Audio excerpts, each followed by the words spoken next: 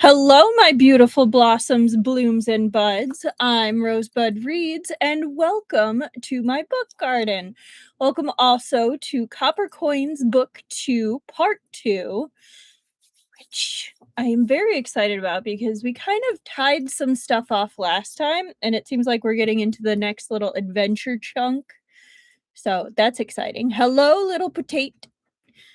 Oh, your message has been redacted, but hello all the same. No, this is a chill stream. Now, what that means is I will be talking to myself, talking to the book, talking to my lovely book garden, and also occasionally looking things up. It may be a word or just an image to see what something that's being described looks like. Um, so some people enjoy this, some people it's not really their style, but maybe stick around, you might be surprised. This is also this is also a mature stream. So what that means is it is technically 17 plus. That might be because violence, triggering aspects to it, sexy times. Um Usually I will either kind of give a little warning if I've read it before or if I see something coming. Or else if it's the recording, and something triggering occurs, there will be a warning in the title, there will be a brief description in the description, and there will also be timestamps of where that might occur if you just want to skip it. If you're here at the live, there's only so much I can do. But hello, Truffle, hello, Annika, and no worries about panicking, little potato. No, so there's that. I am not sponsored. I do this because I can, because I want to get these books out there. I really love and enjoy Don May, and I happen to have quite a lot of it. But the only thing I do own is the physical copy over there, and my time, and sometimes not even that. But yes. Welcome, Ember's Place, and I am doing very good, and I hope you are too, as well as everybody else. But yes. Last thing, I am not fluent. I do my best with the names and places especially, but I do stumble over things or potentially say some things wrong. If you know how to say something correctly, I am open to constructive criticism. Just be kind about it, please. I do this for fun.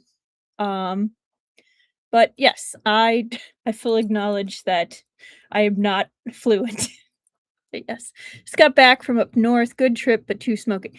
Yeah, we have a lot of smoke here, which is a little well, it's very concerning in general. But also part of my job usually is outside, so that was not how it was today. But yeah. Um, Hello, Ruby. Welcome. How are you doing tonight? But yeah, I hope anyone who is in Canada especially or affected seriously by the smoke stays safe and inside if you can help it. I know it's pretty prevalent here right now. So I can only imagine how it is in Canada. But yeah. Before we get started though, I have a couple things to show. These literally arrived today. So I'm super excited. They're very cute. I'm going to show them in package first and then take them out. So they're little, shocker, Lamanji and Weiwuxian dolls. But there's a fun little feature about these that make it super cute to me. I think they're kind of funny. But yes. They have little, like, arm ties instead of arms, which I don't know why, but I find very endearing. Like, it makes it kind of ridiculous, but, like, cute ridiculous. Like, he's just a whittle guy. Kinda chilling. His face is super cute. Like, he's just doing his own thing. Yeah, these are from... Oh, what brand are they? Tencent. So they're official merch. They're pretty funny. So here's the lemon tea one. And then while I'm getting these out of the package, he does like to flail. Yes, he does, Truffle. Here's the way the lemon tea one. I guess he's got his hands up. Look at how cute that is. It's just kind of like flailing around. There we go. They're so funny. Look at together.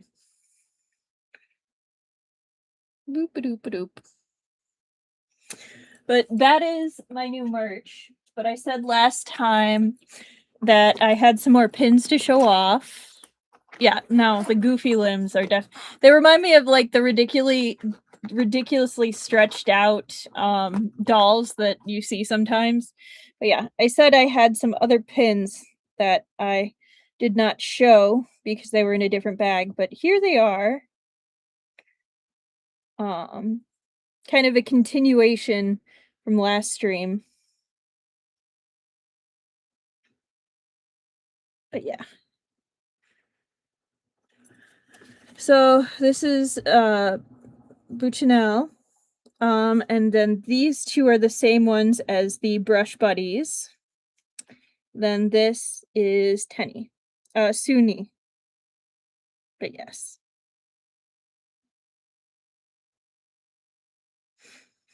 So this was just like I buy like the little fanny pack bags, but for the clear bags, for the places you have to bring clear bags, I do that, but then I make like a little Ita pouch in front, so like it's not completely clear. So I feel like it's a little more secure, but yeah. Oh, you like my angry chicken? I bought that at a con years ago, and it's one of my favorites to this day. Yeah. It's literally just a piece of cardboard. I think I used a cereal box and then just put a piece of felt on the front of it. I can't remember what I used the glue. It might have been hot glue or something. Or just cosplay glue. And yeah, you can just make your own pin board that way. Yeah. But speaking of a pin board, I talked about how my niece helped me build a pin board. Oh, feel free to steal it, Annika. So this is what we ended up coming up with. So I'm gonna hold it up so you guys can see. She wanted it to be super glittery, and I used some of the extra scales I made, bedazzled them, and put them on. But yeah, here are some of my other pins that, yeah, definitely so shiny. Kind of some groupings or some pins that are kind of heavy for Ita bags.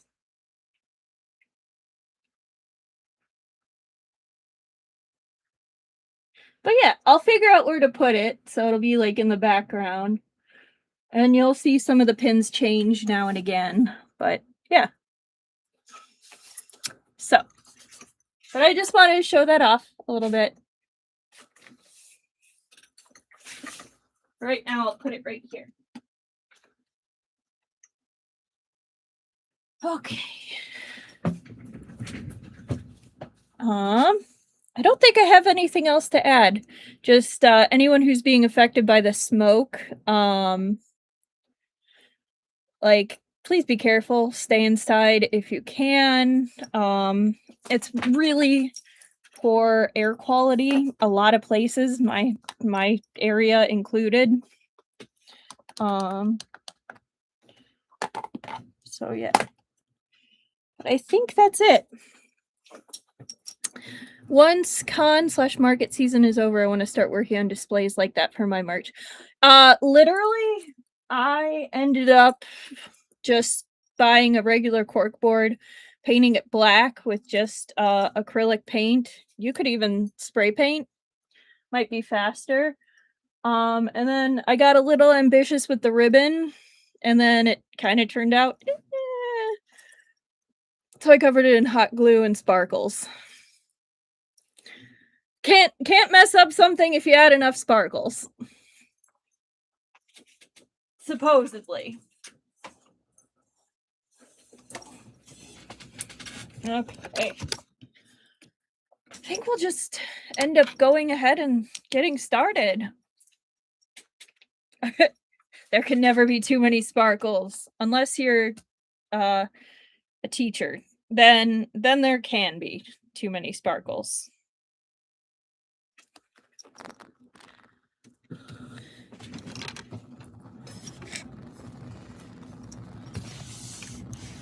Okay. Let me go ahead and write it down. Yeah, I imagine you have some interesting sparkle stories, Annika, if you used to work at a craft store. You have one other update. More, the lethal white is now safely at B Company with her sister. Hey! Very nice. Glad to hear about the guinea pigs. Glitter everywhere, I imagine. Okay, so 11:30.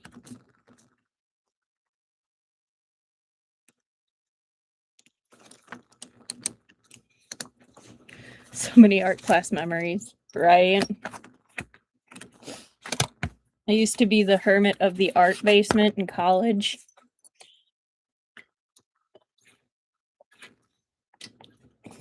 Okay. So we ended last time finding the person who ended up crafting the locks and the seals, who was, let's see, what's his name? Lou.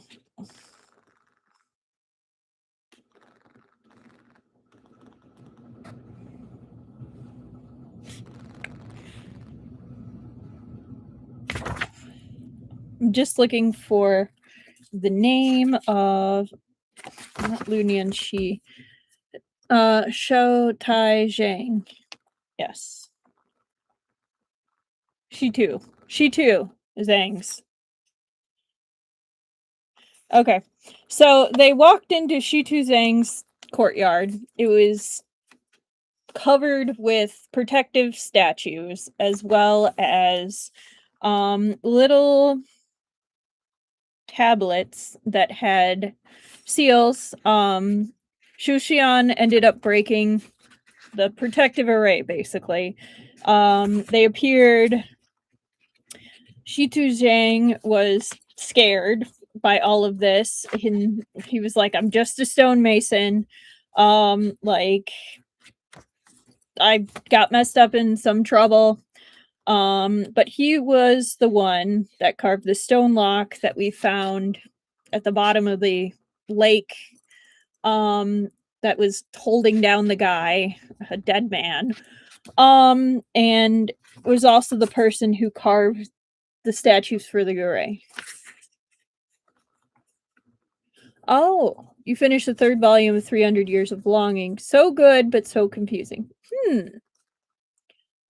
I'm a little behind on updating Danmei because I'm right now in a Project Hail Mary funk, but definitely will keep that in mind. But yes. So basically they find him, they're working through that, and then there's a moment at the end where Shitu Zhang ends up carving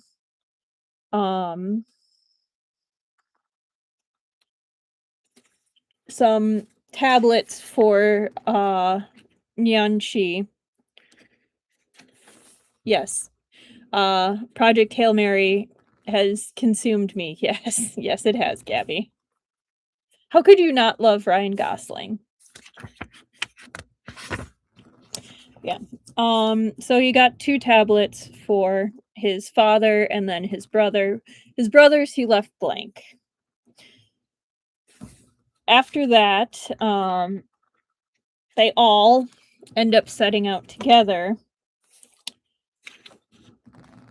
with Nianchi basically saying, "I will take up the duty of Shiju." Perhaps this was the deepest expression of yearning and reluctance to part that could be expressed by humans. You're gone, but it's all right. I'll become you and carry you with me. From this moment onward, time would never trouble them again. They would traverse the same path through countless mountains and share the same boat across endless waters. So they are headed out for a mountain, I believe.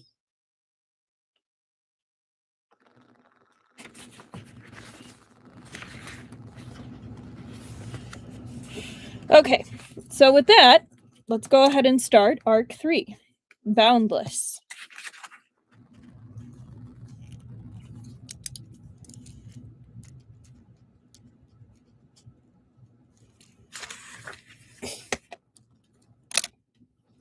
I'm going to take a quick sip of tea.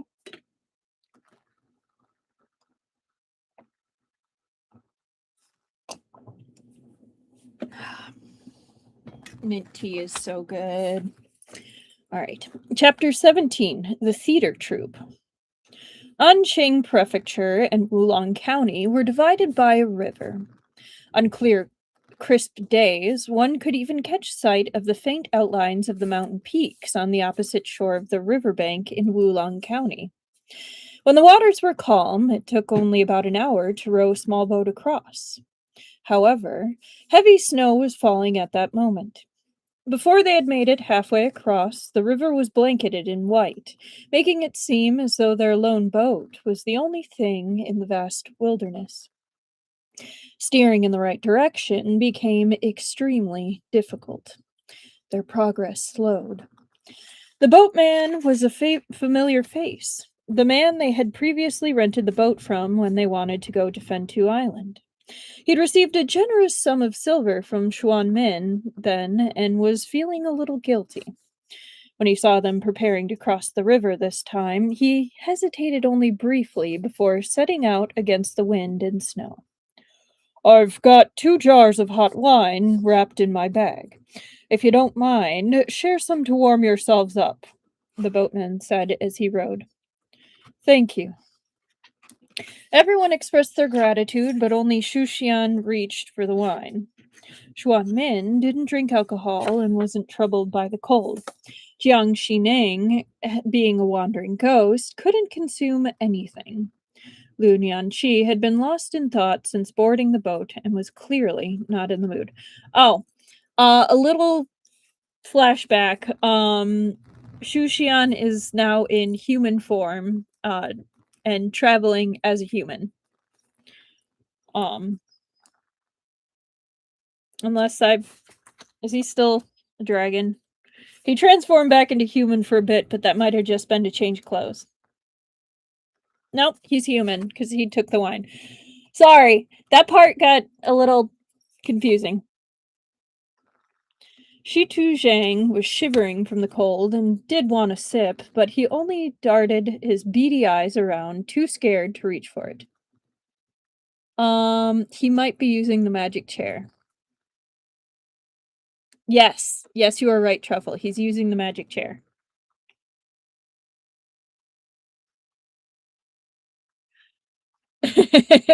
It's hard to remember what form he's at, unless it states it, yes. Shitu Zhang was shivering from the cold and did want a sip, but he only darted his beady eyes around, too scared to reach for it.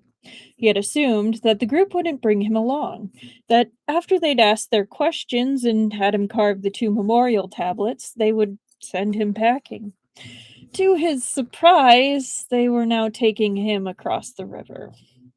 For Shitu Zhang, this wasn't necessarily a bad thing. If he stayed in the county, he would only cower in his house, trembling day after day. Who knew how long he'd been hiding behind the hall with his sword before Shushian and Xuanmin had barged into his courtyard? He stole a glance at Shushian, thinking that while the wise one was terrifying, the lightning he'd summoned each time had avoided his vital spots. Clearly, this group didn't intend to kill him. Apart from the occasional fright, there was no real harm in following them. He's always basically a cat no matter what form he's in, and Xuanmin is definitely his magic chair. Beyond Ruby. Shushian cradled the wine jar in his hands, but had no plans to drink it. In fact, he was burning up inside and didn't need to ward off the cold. He held the jar, not to warm himself, but to cool down. Although the wine had been kept warm in the wrappings, it should have cooled somewhat after being exposed to the river's chill for so long. After a while, the wine jar began to emit a faint gurgling sound. Apart from Looney and Shi, who remained silent, everyone in the boat turned their attention to the jar in Shushian's hands. He's making it boil, his body's so hot. He wasn't just warming the wine, he was boiling it. Shitu Zhang gazed longingly at the jar, hunching his shoulders and tucking his hands into his sleeves, as if he wished he could shrink down and dive into the pot to be stewed along with the wine. As the heat rose, the aroma of the wine seeped through the cracks in the boat, making Shitu Zhang's eyes glaze over. He rubbed his hands together like a fly. "Ah, that wine smells fantastic," he said. "When I'm carving, I like to have a few sips too. It warms the belly, and once the alcohol kicks in, my hands feel just right." His words, both direct and indirect, were a plea to Shu Xian. "Please give me a sip." Jiang Xining couldn't bear to watch any longer. He nudged Shu Xian with his elbow. "Stop messing around, wise one," he whispered. "He's about to toss himself out of the boat with his shivering." Shu Xian didn't hold back with his heat, and soon the wine was roiling. He handed the jar of wine to the eager Shi Tu Zhang, then picked up the second jar without pause. Shi Tu Zhang grasped the wine jar with his sleeve and cradled it in his arms, feeling alive again. He let out a long sigh. "Ah, finally a bit of warmth. The cold on this river is no joke." Having temporarily relieved his fever, Shu Xian tossed the second pot to Shi Tu Zhang as well. "Both for me?" Shi Tu Zhang was shocked and delighted. "Are you still dreaming or what?" Shu Xian snapped. Just as Shi Tu Zhang was about to ask more questions, Xuan Min, who had been perched on the boat's edge, took the wine and handed it to the boatman. Shu Xian glanced at him but said nothing. To him, this was a tacit agreement. Jiang Xining peeked between Shu Xian and Xuan Min. He wasn't sure if it was his imagination, but over the past couple of days, he'd noticed something strange going on between the two. Shu Xian seemed particularly fixated on Xuan Min, alternating between provoking him and ignoring him. There we see the cat. Of course, Shu Xian had always enjoyed picking on Xuan Min, and sometimes he'd ignore him, but this time seemed different. Before we get any further, let's do our count real quick. I forgot to do that. Our donkey count is sitting at a crisp 46. Our Jiang Xining suffering is a very sad 16.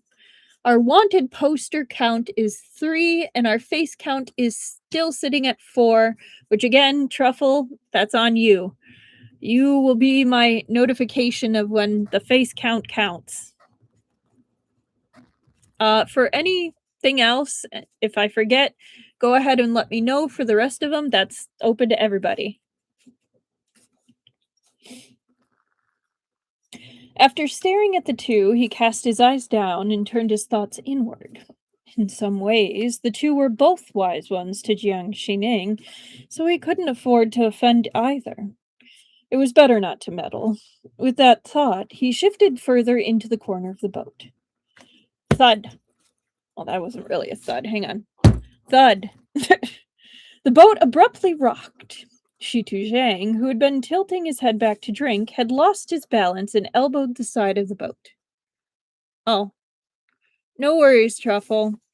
If something comes up about the face count, I will make my own decision, but thank you for letting me know.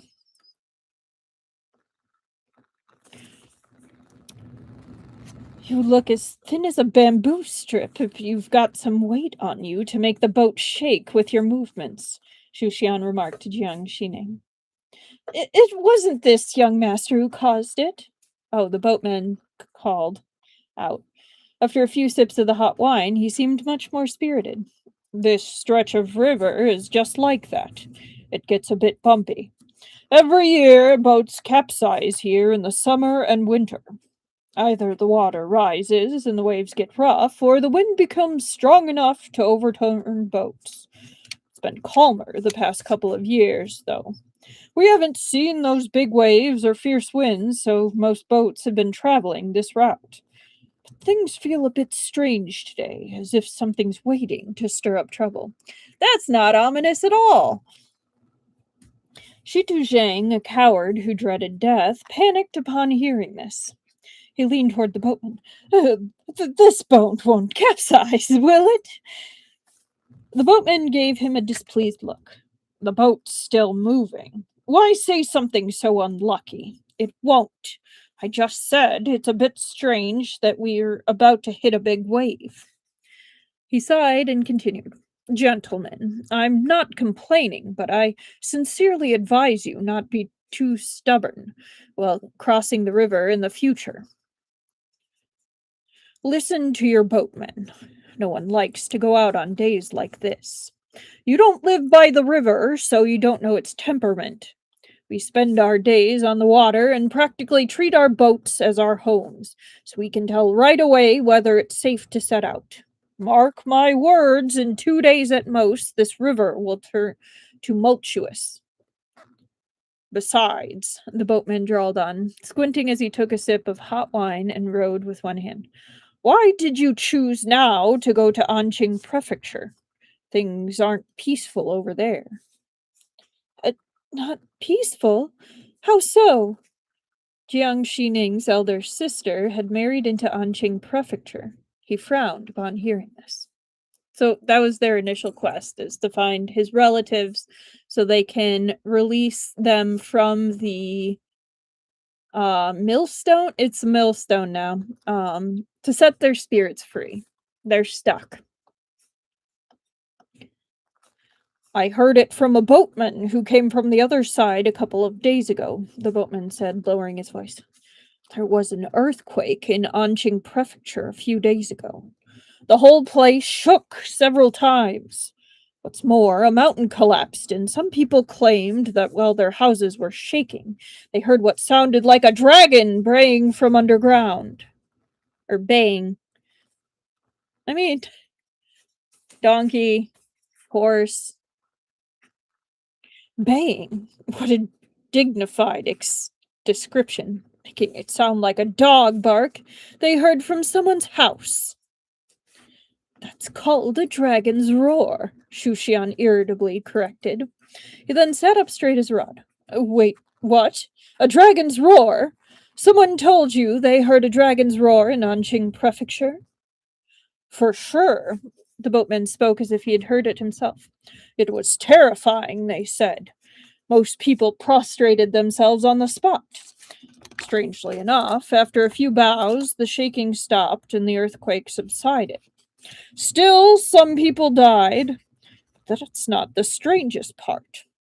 After the earthquake, cracks appeared all over the city and things crawled out of them. Worms or something. I didn't quite catch the details, but in short, it's been a mess. Jiang Xining's expression turned grim when he heard this. Though, as a wandering ghost, his pale greenish complexion wasn't pleasant to begin with. Everyone on the boat became lost in their own thoughts, and the journey continued in silence. Do we consider that a fact or Jiang Xining slander about as a wandering ghost, his pale greenish complexion wasn't pleasant to begin with? That seems more like they're just making a statement. Half an hour later, the boatman finally docked at Wangjiang County, a small obscure town in Anqing Prefecture. They disembarked in a place called Guanyin Crossing. Near the ferry crossing were some small old inns, tea pavilions, and wine shops. The snow was falling heavily, and it was impossible to travel through it, especially since Shushan was among them. Jiang Xining left the dock, shielded himself from the snow, and approached a man by the tea pavilion.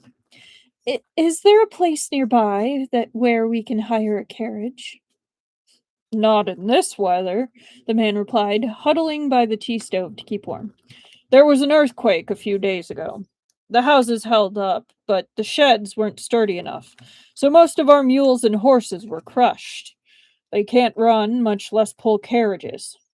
No one here can rent out donkey carts, so don't count on it. The man had 3 long and frightening scars on his face, as if he had been clawed by some beast. He squinted, drained the hot tea in his hands, and glanced at Jiang Xining. Where are you headed? Further north, to Qingping County, Jiang Xining replied. The scar-faced man scrutinized him carefully. A scholar? Visiting family? Jiang Xining nodded. The man placed his teacup upside down on the table and gestured outside with his chin. Are those people with you?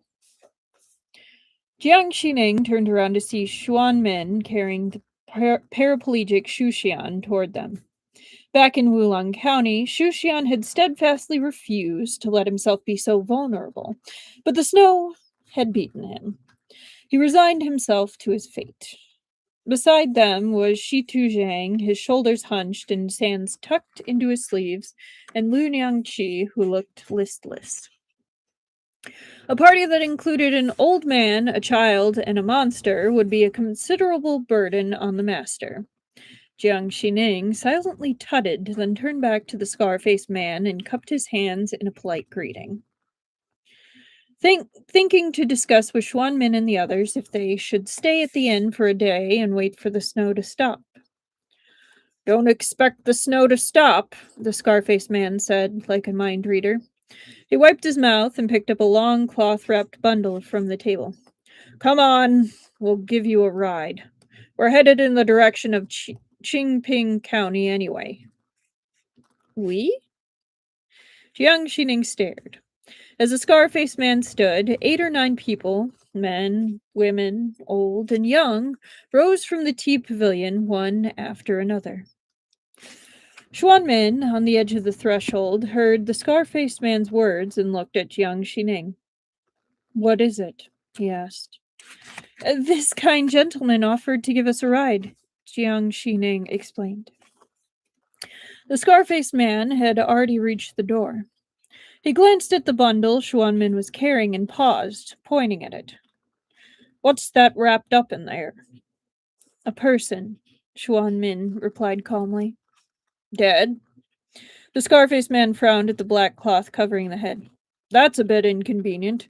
We've got old folks and kids with us. It'd be bad luck, too. Shushian, who'd been determined to play dead, heard his hesitation and promptly lifted the black cloth, interrupting the man. Not dead. Alive and well, he drawled. Jiang Xining turned away, thinking that if they were mistaken for lunatics and denied a ride, it would be quite the spectacle.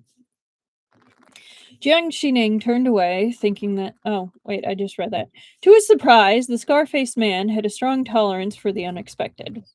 He made silent eye contact with Xu Xian, then inspected Xu Xian's pale skin and Xuanmin's impassive face.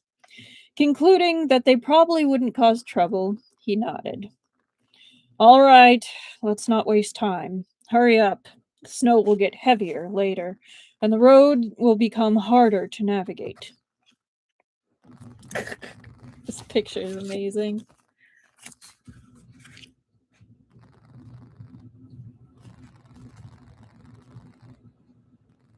I love that they added sparkles. Even Jiang Xining is like, this is ridiculous.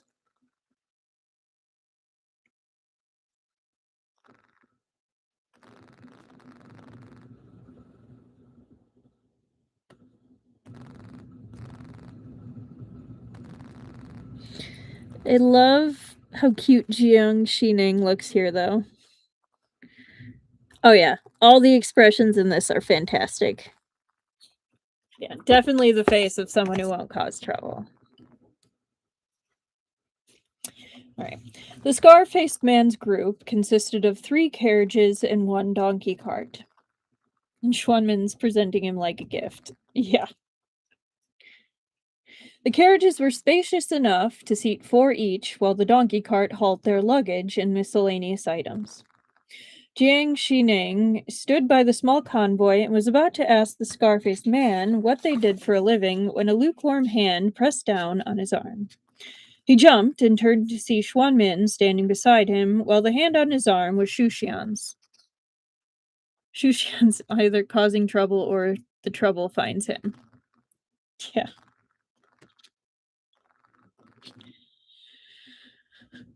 He jumped and turned to see Xuanmin standing beside him, while the hand on his arm was Shushian's. Shushian lifted the black cloth to reveal one eye and gave Jiang Xining a meaningful look. Pressing a finger to his lips, he whispered, "Don't ask and don't startle them. Just get on the carriage, but keep your distance."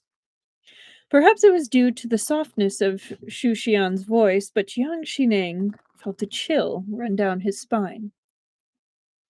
Despite his ferocious appearance, the scar-faced man was genuinely kind-hearted. In fact, everyone in his group was warm and helpful, regardless of age or gender. Once Jiang Xining explained their situation, they not only readily agreed to help, but also made space for them unprompted, offering an entire empty carriage to Shushian and the others. The mountain roads were treacherous to navigate on a snowy day like this one. To ensure no one was left behind, the carriages were tied together with ropes, one bound to the next, with a donkey cart carrying their belongings bringing up the rear. See, I get why they do that, but also just I'm thinking about mountain paths, and if something happened like an avalanche or one of the animals just like misstepped on the path and started falling, like they're all gone if that happens. Like if anything goes wrong on the path, like if you're all tied together, it's like watching a train, like the little magnetic train sets. One goes off the track and they all go off the track.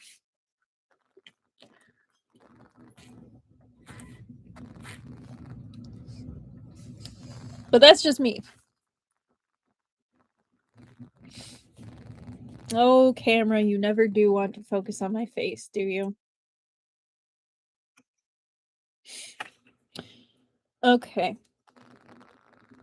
To ensure no one was left behind, the carriages were tied together with ropes, one bound to the next, with the donkey cart carrying their belongings bringing up the rear. Does that count for the donkey count? It is a literal donkey. The scar-faced man tightly wrapped his head and face and tucked a flask of strong liquor into his robes. He sat at the front of the lead carriage and called out to the others to remove the wooden blocks from the wheels. "Let's go. Hold on tight," he shouted to the back before ushering the carriages forward. Shushian and company rested in the third carriage. Although it was designed for 4, it wasn't too crowded with 5 passengers. Jiang Xining's skinny frame and Lu Nianqi being around average size for a child meant ample space for everyone. Xuanmin usually kept to himself, and no one other than Shushian dared to provoke him. Naturally, everyone in the carriage avoided him. As for Shushian and Shituzhang, the latter behaved like a mouse in front of a cat. Every time Shushian glanced his way, Shituzhang's scalp tingled, as if a bolt of lightning might strike him at any moment. When they seated themselves, Shi Tuzhang, Lu Nianqi, and Jiang Xining tacitly chose to sit on one side, leaving the other side for the two wise ones no one dared to offend. Shu Xian pulled away the black cloth covering his head and face, sat up straighter, and looked around. I really must thank you, he said to Shi Tuzhang and the others, with an icy smile that didn't reach his eyes. Shi Tuzhang turned his head away with a mournful expression. Why single me out when there are three of us? The scar-faced man's group had clearly traveled far and wide. The horses and donkeys pulling the carriages had developed great vigor from their journeys. With just the scar-faced man controlling the direction and speed of the lead carriage, the others plodded behind, requiring no extra effort to keep them moving. The carriage was also well equipped. The curtains over the windows were lined with thick felt, heavy enough to block the wind and stop them from being blown open. Between the seats was a narrow wooden table on either side, just the right height. Not too low to cramp their legs, but enough to hold a few items. A half-moon iron bracket holding a small oil lamp was nailed to one corner of the carriage, ready to be lit at any time. On either side were neatly folded thin blankets, the kind old people use to cover their knees and legs in winter to keep out the cold. They've got everything here, Shi Tuzhang remarked after peering around. They must be people who are always on the road. The carriage seems like their home. Before boarding, an old woman from the scar-faced man's group had kindly given them a copper warming stove, saying it would keep the carriage warm. She also handed over a small bundle. There's some dry food inside, and there's wine in the carriage. If you get cold, have some with the wine to warm up. We'll be passing through two mountain paths. The roads are slippery in the snow, and we might not reach the next town before dark. Don't go hungry. Shi Tuzhang had said, no need, no need. We wouldn't think of it. But he clung tightly to the copper stove without a hint of shame. The carriage was warmer than the outside, but not by much. Shi Tuzhang warmed his frozen fingers by the copper stove, his eyes frequently drifting toward the folded blankets. However, since Lu Nianqi and Jiang Xining were between him and those blankets, he would have to conspicuously reach over the two to get them, and he didn't want to do anything to attract Shu Xian's attention. After a moment of thought, Shi Tuzhang turned to Lu Nianqi. Grab a blanket. We can share one, put the stove in the middle, and warm our knees. How about it? Lu Nianqi automatically glanced at him. Though his expression didn't outright show disdain, it was implied anyway. There's no need. I'm not cold. You can keep it for yourself. Unwilling to let go of the stove, Shi Tuzhang glanced to Lu Nianqi's hands with his chin. Look at your fingers. They're freezing. Have you ever had frostbite? This damp cold weather will give it to you quick if you don't keep your hands warm. They'll itch, swell, and even crack. If they form on your joints, it'd be even worse.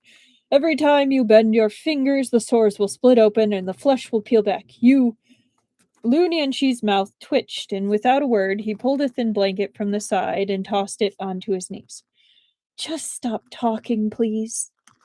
The way he spoke was a mix of Lu Nianqi and Lu Shiju, as if a stubborn, unruly core was wrapped in a more restrained exterior. Shi Tuzhang didn't mind the disrespectful tone. He happily arranged the blanket over his knees and tucked the copper stove underneath. The heat from the stove quickly warmed the blanket, and that warmth seeped into his legs and knees that were almost numb from the cold. It was incredibly comfortable. Even the stubborn Lu Nianqi saw some color returning to his pale, frozen face. After a while, he moved his fingers and slipped them under the blanket to warm them. There you go, Shi Tuzhang said. You're still young. What are you embarrassed by? Being cold isn't something to be ashamed of. Lu Nianqi turned away, tuning out his chatter. If you don't keep your knees warm at this age, you won't be able to walk when you're old. Zhang continued in a know-it-all tone. Since he entered the carriage, his mouth had buzzed like a fly. It was quite the character. However, as soon as he finished speaking, he realized something was off. He looked up and met Shu Xian's gaze, the wise one who couldn't walk. Shi Tuzheng's face stiffened and he shrank back, coughing. I'll stop talking. No more talking. Once he was quiet, Jiang Xining, who had been silent all this time, rubbed his temple and spoke softly. Earlier, by the carriage, you stopped my hand and told me not to ask questions. What did you mean? Are they... He instinctively glanced through the gap in the felt curtain and lowered his voice. Are they suspicious? Why did we get on the carriage then? Shi Tuzheng chimed in first. They're not bandits, are they? They gave us a warming stove and food. They can't be that bad. After speaking, he slapped his own mouth. That's the last out of me. I really won't talk anymore.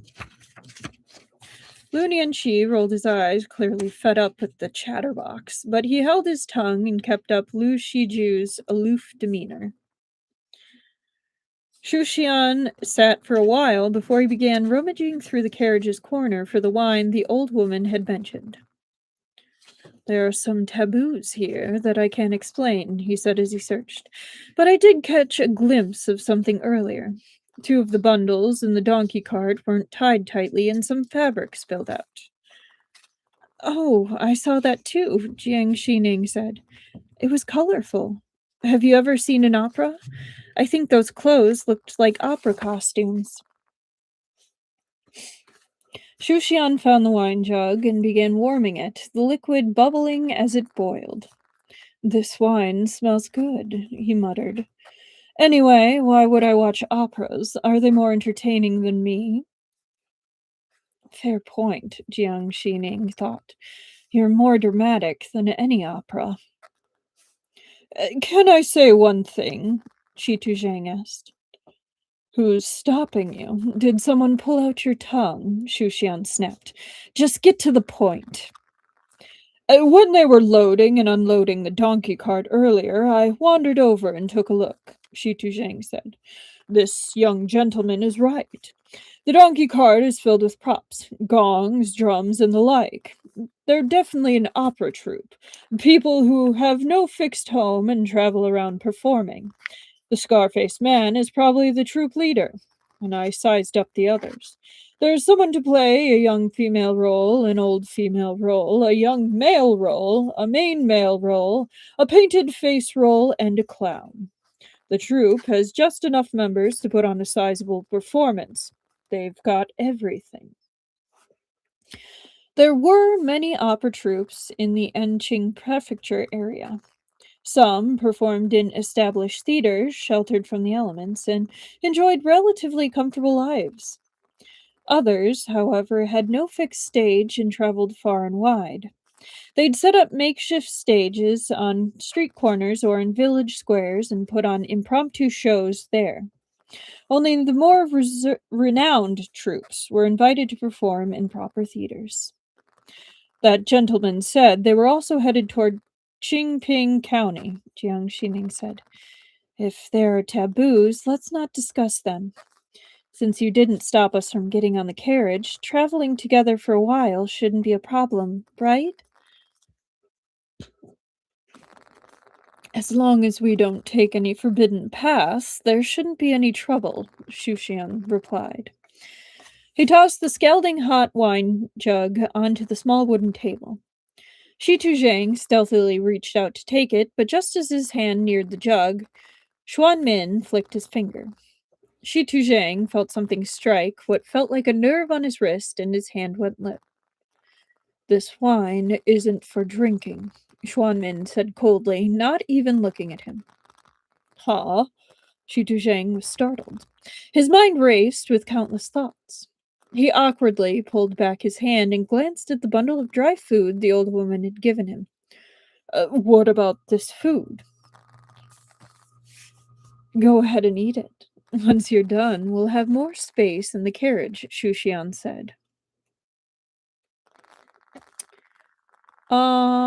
That's a great question, Truffle. I don't know if Chinese opera has superstitions like Western opera, but I'm almost positive so. Just because it's common.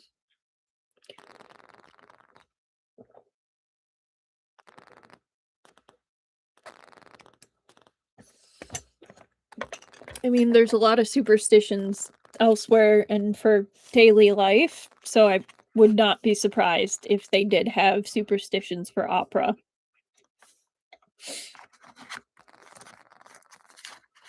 Go ahead and eat. Once you're done, we'll have more space in the carriage, Shushian said. Shi Zhang was stumped. Shushian shook his head, visibly irritated.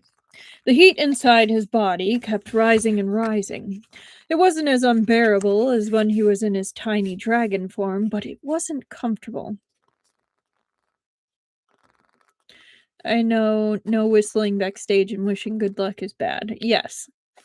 Same thing with break a leg.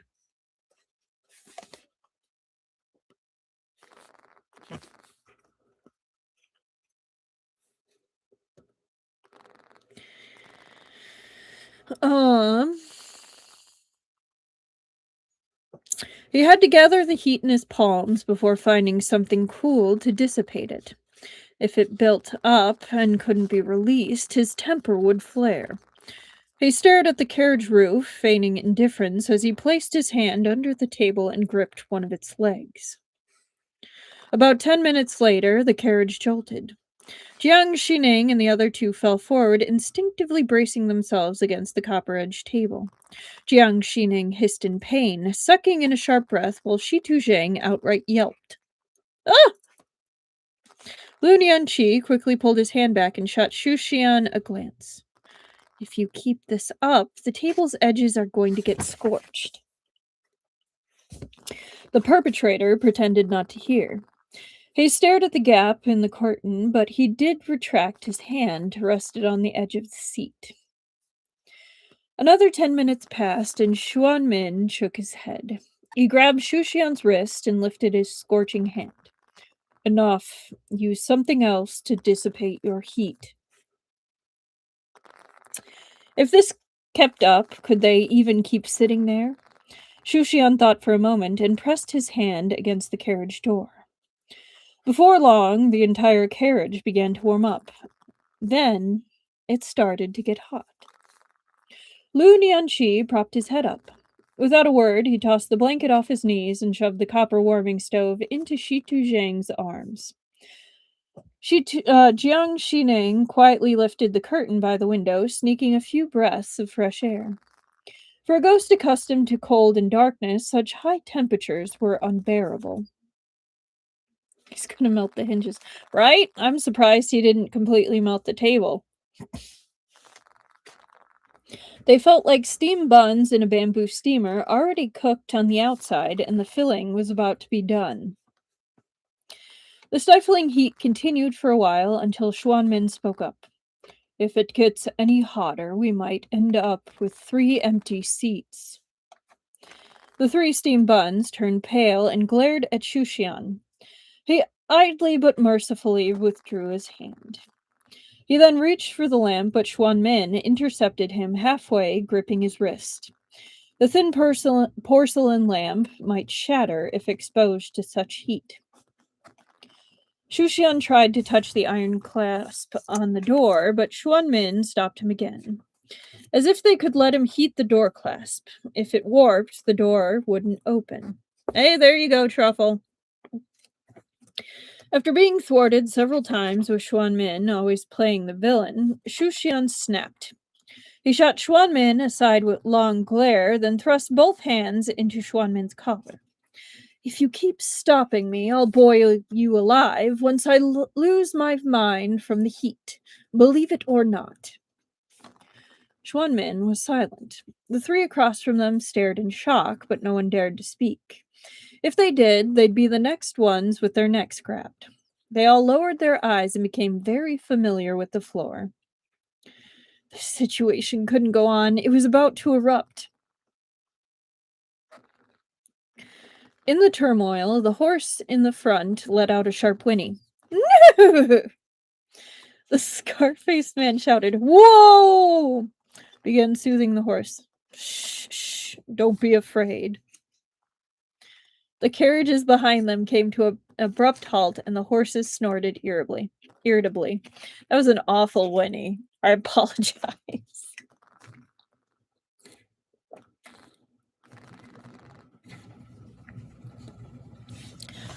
Why did we stop suddenly? Jiang Xining choked out. Did we run into trouble? He looked at Shushan gloomily. What was it you said earlier? As long as we don't do something, there won't be trouble. Surely, we're not that unlucky, are we? Ever since Shushan's mysterious warning, Jiang Xining had been on edge, fearing the worst. But as the saying went, what you fear most is what you get. The road from Guanyin Crossing to the northern county was lined with low hills. The mountain paths were difficult to navigate due to the snow, and some roads were sealed off, forcing them to take detours. This was exactly what the scar-faced man had encountered. The front carriage had come to a halt in a precarious spot. The jagged edge of a collapsed cliff loomed mere feet away. In the past, 2 bridges had spanned the gap, leading to 2 separate mountain trails, one heading east and the other west, allowing travelers to bypass the impassable mountain ahead. Did we run into something? Having vented his anger throttling Xuanmin, Shushan was feeling a little calmer. He pretended nothing had happened and pushed open the carriage door to lean outside. Do you need help? He asked. The scar-faced man shouted back. It's nothing. The bridge we planned to cross is broken. We'll have to take the other mountain path. The lead horse kept snorting nervously at the edge of the cliff. If the scar-faced man hadn't stopped in time, it might have tumbled over the edge. What was I saying earlier about tumbling over the edge and all the carts following? An old man got out of the carriage in front. How did the bridge break so suddenly? Are you sure we're on the right path? I told you we should have let me lead the way. Old man Li, stop nagging. I know this road, the scar-faced man said. Get back in the carriage. No need to come out and risk catching a cold. You'll ruin your singing voice. Shushan saw that old man Li didn't return to the carriage as instructed. Instead, the old man trudged through the snow to the lead carriage, took a look, and exclaimed, What a disaster! It's completely broken. Do we really have to take the eastern path? Both Old Man Li and the scar-faced man seemed reluctant to take the eastern path, as if doing so would strip 800 years off their lives. Is the eastern path difficult? Shushan asked. He had made out their conversation with his exceptional hearing. He didn't raise his voice, but the mountain wind carried his words clearly to the 2 men at the front. They paused. It's fine, don't worry. The eastern path is just a bit longer, and there are often rock slides, the scar-faced man shouted back. But if we're careful, we can make it through. Jiang Xining, still inside the carriage, grew worried. Are you sure it's safe? Shushan peered through the snow at the expressions of the 2 men up front, then slowly shook his head. They don't seem too concerned, but it's hard to say. Let's follow them for now. I mean, you're stuck in a carriage on a mountain path in the snow. Like, I know you guys have some interesting characters with you, but, like, there's not many places you can go unless you're going back, which you don't want to go anyway. Beside him, Xuanmin, who had said few words, lifted the curtain. It's fine. I'll keep an eye out. His voice was calm and steady, soothing everyone in the carriage somehow. Even Shushan, who had been at odds with him for days, had to admit that the bald donkey might have his flaws, but he was a robust problem solver. All right. 47? 47? Yes, 47.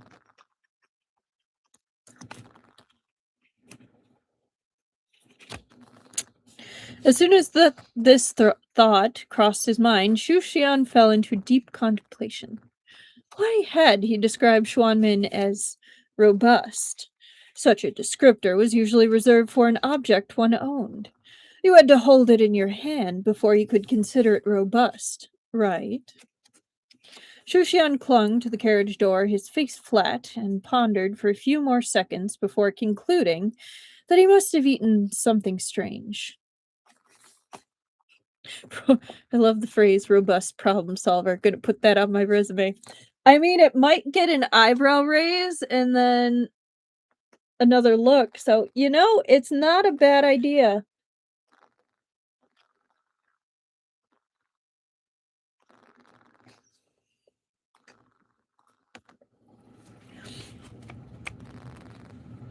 Shushan clung to the carriage door, his face flat, and pondered for a few more seconds before concluding that he must have eaten something strange. Xuan Min was a mere mortal. When Shushan regained his true dragon form, he could easily manipulate the monk. He could not only grasp Xuan Min with his claws, but also consume him with a single bite. Who cared how robust he was? You want to eat him, huh? Oh my. Shushan, as shameless as always, felt he was fully justified. Having played out a dramatic battle between man and dragon in his mind, Shushan shot a glare at Xuan Min inside the carriage.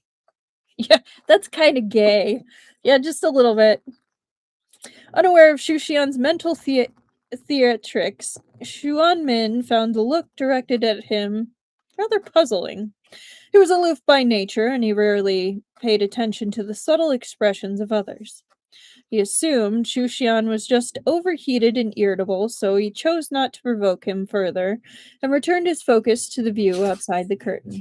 I mean, I don't blame Shushan for being upset. I get really irritable when I'm hot, and if I'm too hot, I get cranky. This act of indifference only added fuel to Shushan's inner fire.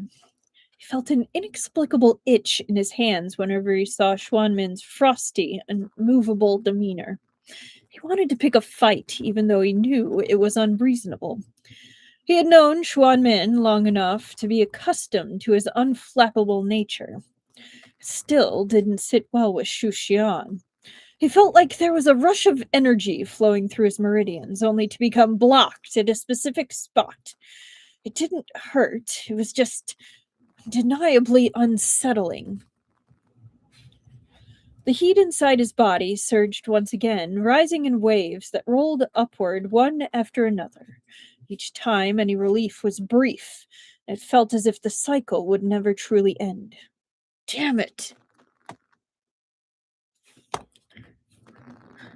It's kind of giving he's shy.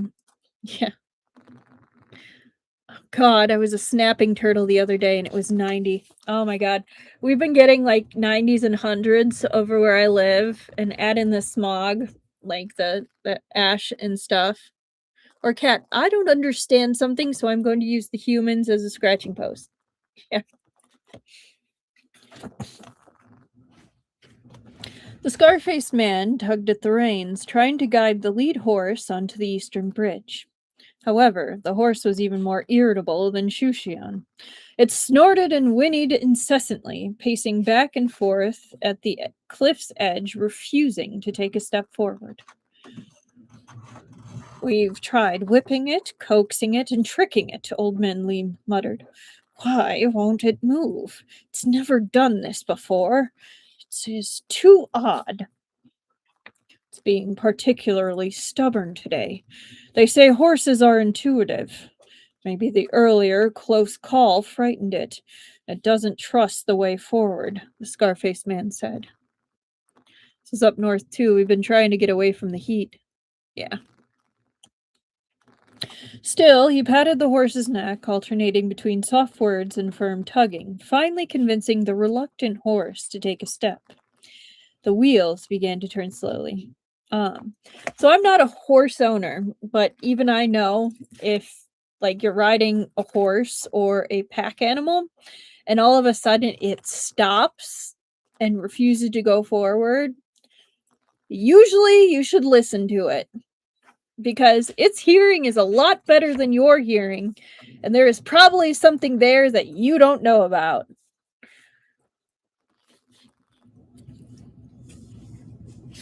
Still, Old Man Lee hurried back to his carriage, though his expression was still heavy with worry. Before getting in, he happened to glance at Shushan and offered a reassuring smile.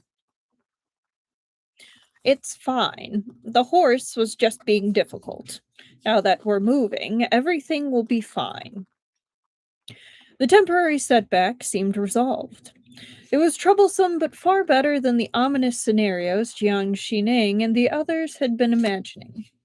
Shushan nodded at Old Man Li in acknowledgement, then closed the carriage door and leaned back with his arms crossed. He no longer had the urge to dissipate his heat using Xuanmin, nor did he feel like talking. He looked unusually languid. Yep, an author I read got into trouble with his huskies that way. He tried to push them onto thin ice, and they didn't forgive him for a long while.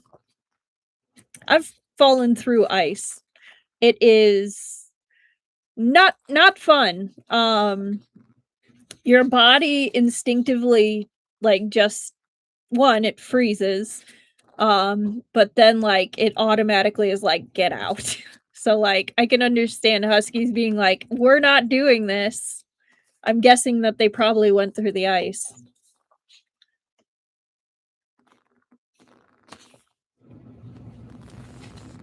It was fine, but not an experience I would recommend. The bridge they were crossing was actually broader than the one that had collapsed. The horses and donkeys drew the carriages slowly, and with ample room on both sides, the crossing wasn't particularly perilous. Oh, I am not surprised. However, once they were on the other side, the lead horse kept stopping and starting. From time to time, they could hear the scar-faced man alternating between soothing the horse and scolding it. The sounds of its hooves, wheels crunching through the snow, and the occasional crack of a whip blended together, growing more troubling the further they traveled. Is everything all right? I can't relax one bit, Jiang Xining said, fidgeting in his seat, his face clouded. He was usually slow and deliberate, so he seemed like a different person in this state. His fretting continued for a while until he realized something really was off.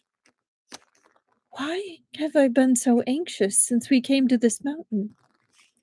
Heavy yin energy, Shushan said. His tone was devoid of emotion, which was rare for him. More often, his words were laced with sarcasm or taunting and laden with implications. Anyone listening to him would know he was a troublemaker. It was rare to hear him speak so neutrally. The tension increased inside the carriage. Jiang Xining thought it was best to keep quiet, lest he provoke the wise one. But Shushan's brief response only deepened his unease. What did he mean by heavy yin energy? Shushan didn't elaborate, but Lu Nianqi, stroking the wooden twigs in his hand, did. If I recall, the boatman said there was an earthquake in Anqing Prefecture and a mountain collapsed. Huh? Jiang Xining turned to Lu Nianqi. He stared back with an eerie expression. Do you think there might still be people buried under the mountain? Jiang Xining was speechless. Was this kid trying to scare him on purpose? That line sounded way too much like something from a ghost story. You're just a kid, Shi Tuzhang wailed like he was about to cry. Don't pick up bad habits and go around scaring people like that.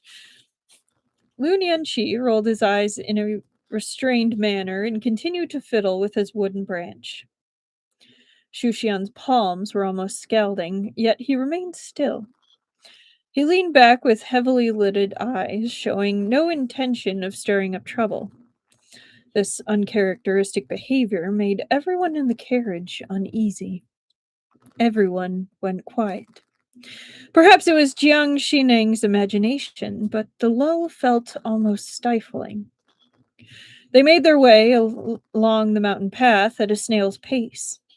The horse started out at an occasional trot, but soon it slowed to a walk. Eventually, it was barely inching along. After about half an hour, they had only made it halfway up the mountain. Xuan Min kept the curtain lifted with his fingers, his gaze calm as he looked outside. His silence provided some reassurance to Jiang Xining and the others. Shushian's palms were terribly hot, but he showed no intention of finding something to cool them. Once he lost the urge to cause trouble, everything felt dull and uninteresting. The heat wasn't completely unbearable. Let them burn if they want to, he thought indifferently. Just as the burning sensation began to spread from his wrist to other parts of his body, a slender hand appeared in his field of vision. Startled, Shushian looked up to see Xuan Min beside him. The monk's right hand held the edge of the curtain, and his gaze stayed fixed on the outside, but his left hand was extended toward Shushian, palm up. Shushian's heart skipped a beat, but he quickly composed himself. Why are you showing off your hand? He said in an even voice. Xuan Min finally looked at Shushian briefly, then at his folded arms. Don't you need something to cool down with? He turned back to the outside, but his hand remained outstretched, waiting. The blocked energy started flowing smoothly again. Still clinging to the shreds of his aloof facade, Shushian eyed the proffered hand. He bit his tongue and scowled as if deep in thought, not deeply. Fine, he said at last, though it sounded reluctant. In honor of you saying something sensible, I won't hold back. With that, he shamelessly extended both hands. One gripped Xuan Min's palm, and the other attempted to reach for Xuan Min's face, only to be swatted away. As the heat dissipated some, Shushian sighed in relief. Xuan Min, still observing the outside, frowned. What's wrong? Shushian asked. He leaned over Xuan Min to peer through the gap in the curtain. The mountain path curved, and from their position, they could see a section of the lower path blocked by a pile of rocks from a landslide. The debris was a chaotic mess, and beneath it lay a number of crushed objects. Unable to resist his curiosity, Jiang Xining also leaned out. He nearly strained his neck, trying to see from his awkward position. I think that's a carriage under there. Could there still be people inside? It's a carriage, Shushian agreed, then added ominously. Take a closer look. Does that carriage seem familiar to you? Jiang Xining was alarmed. He hesitated before he understood why Shushian had warned them not to get too familiar with the scar-faced man. You're saying they're all... Shh, Shushian interrupted. When dealing with such people, certain words are taboo. Say them and they'll wake up. And don't let them see. Shushian gestured toward the curtain with his chin. Otherwise, we'll have no peace. But the carriage was headed straight for the scene. The mountain path was narrow and offered no other way to turn back. Jiang Xining's heart sank. How could we avoid that? The climate in the area was damp and cold, but snow didn't accumulate quickly. Only a thin layer covered the mountain path, which had been trampled by earlier travelers. In some places, it had turned into thin ice, making the path slippery. The lead horse continued to neigh, only moving a few steps after being whipped, its progress intermittent. Even with their slow pace, it wouldn't be long before they reached the section of the path obstructed by piles of rubble. Do they really have no idea at all?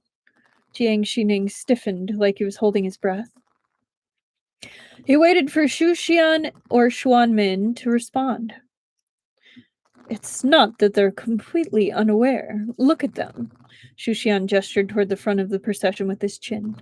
That horse hasn't settled down yet. When we had to change routes because of the broken bridge, both the scar-faced man and Old Man Li were troubled by the idea and unwilling to do it. They probably have some subconscious aversion to this place. People who sensed misfortune always tried to avoid it, whether they knew it or not. Despite his partial paralysis, Shu Xian refused to sit still. While he couldn't stand up to look outside, he leaned sideways on his seat, craning his neck to peek through the curtain. Xuan Min had to lean back against the carriage wall to make room for him. The hand that had initially been offered to help him cool down was now supporting his entire upper body to help with his balance. Xuan Min had captured Shu Xian with the goal of vanquishing an evil spirit, yet their relationship had evolved into something unexpected. Truly, the twists of fate were unpredictable. Jiang Xining remained seated and gripped his robe, betraying his unease. Lu Nianqi's knee brushed against his, and the former could feel Lu Nianqi's knee brushed against his, and the former could feel Jiang Xining's restlessness. Unable to resist, he glanced over with his near-blind eyes and said, I've never seen a ghost who's afraid of ghosts before.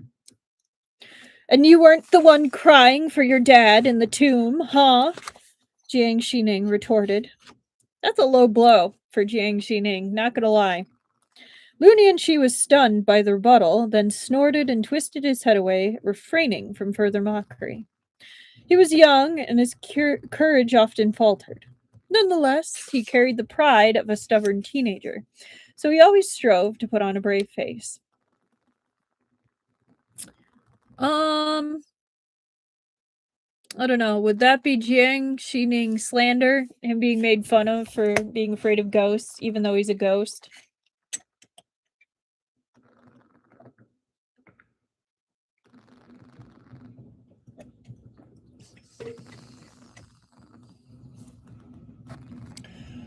What had happened in the underground tomb chamber on Fentu Island had pushed him to his breaking point, revealing his true self.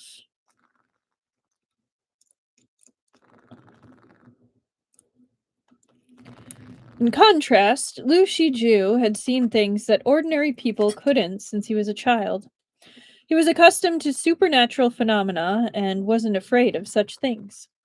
Lu Nianqi had since inherited Lu Shiju's temperament, so he could stay calm in this situation.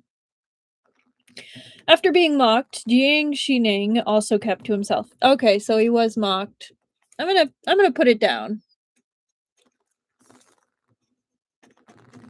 Okay, 5, 10, 15, 16, 17. Okay.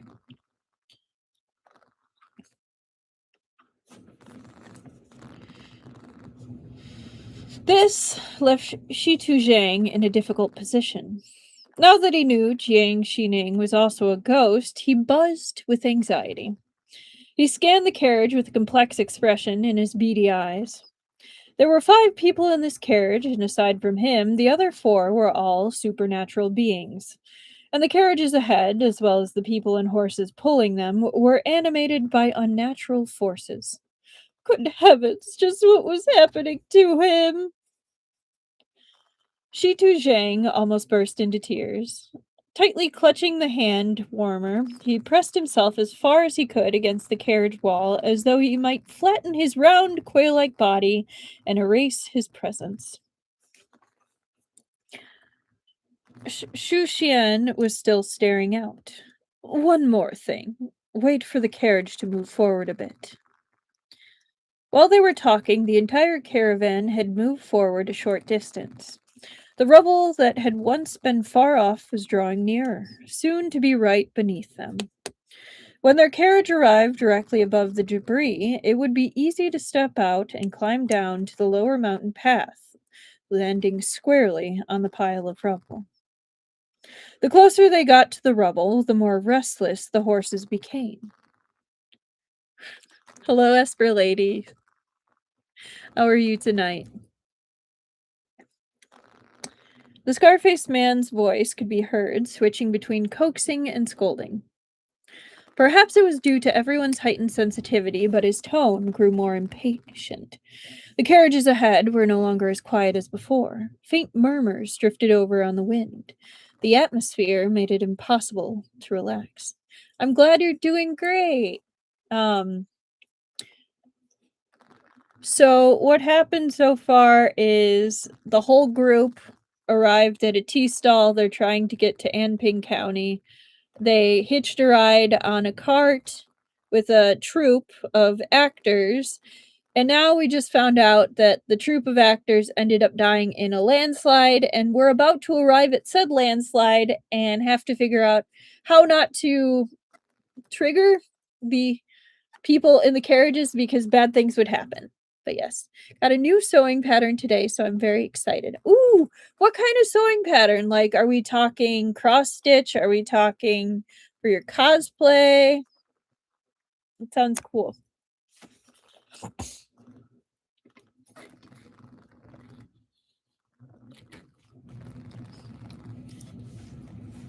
Okay. Faint murmurs drifted over on the wind. The atmosphere made it impossible to relax. Do you think they might decide to look down at the lower path? Jiang Xining couldn't help but ask. Ooh, it's a vintage men's jacket pattern for cosplay commission. You'll have to share once you have some parts of it worked out. That's really cool.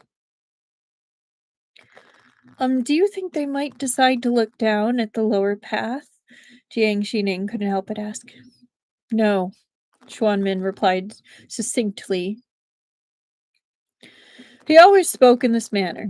He rarely explained his words and stated only the most crucial points. His decisiveness was reassuring at times like this, as it left no room for doubt. Jiang Xining was somewhat relieved, but Shi Tu Zhang asked, How can you be so sure? Because they're scared too. Stop asking so many questions. Shu Xian was still staring out of the carriage without looking at him. I think the only lean meat on your body is your tongue. It moves so much, it'd be perfect sliced up and served with wine. Good night, Truffle. Rest up. I hope tomorrow's a better day. Or a more restful day. I will see you Tuesday. I hope you enjoy the rest of the stream if you decide to listen to it some other time. But until then, have a good weekend.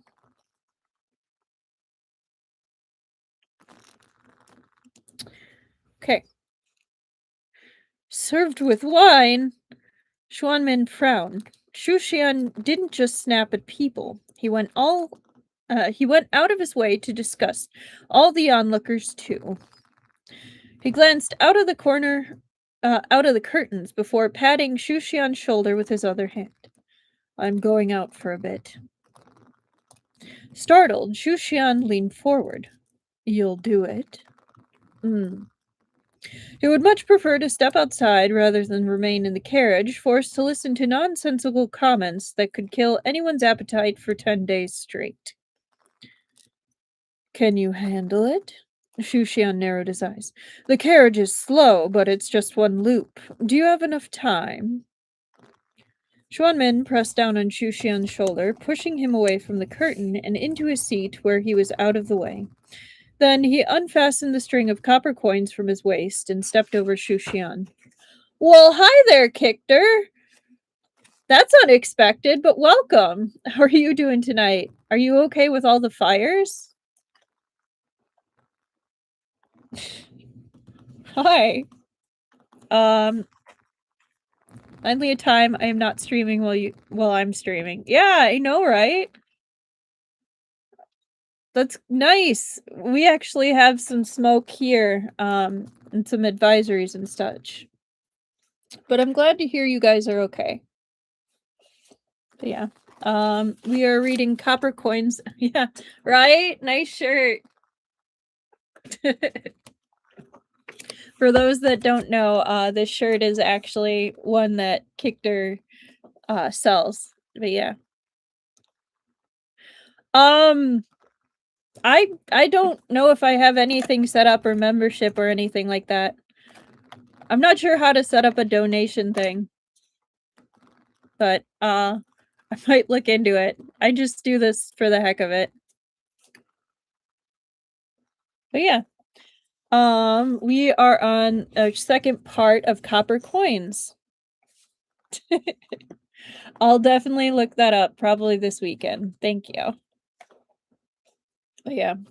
So, I don't know if you've read Copper Coins before, but we are currently traveling on a mountain path in a carriage with a theater troupe that we've just found out are ghosts. And they actually ended up dying in the avalanche, and we're about to approach where their bodies are. So Xuan Min, who's the monk, is about to get out and take care of it. Yeah, no worries.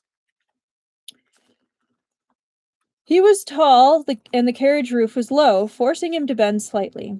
Supporting himself with the hand Shushan was holding for support, he stepped out of the carriage. His monk's robes fluttered like a wintry gust of wind, and in the next moment he disappeared. Shitu Zhang was still pressed against the carriage wall, and he watched this all in shock. Then he pulled up the curtain. He saw a white figure soar down the cliffside like a wisp of cloud or snow, whisper silent. Not even a single pebble tumbled after him.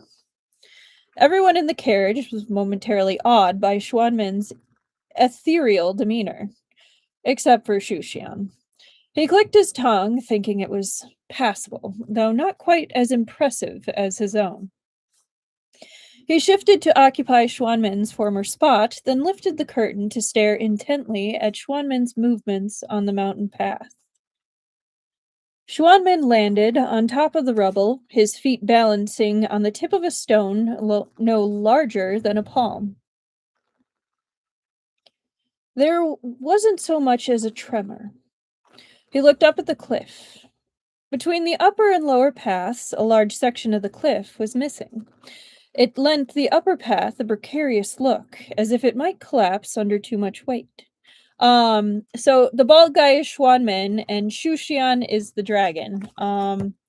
So here, we actually had a picture not too long ago, so I can show you the picture.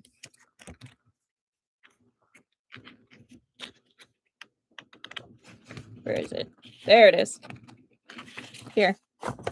So, the dragon is also the one hiding in the cloak. The scar-faced man is in the upper right corner, and Jiang Xining is the one in the bottom right. He's a ghost. But yeah. Here you go.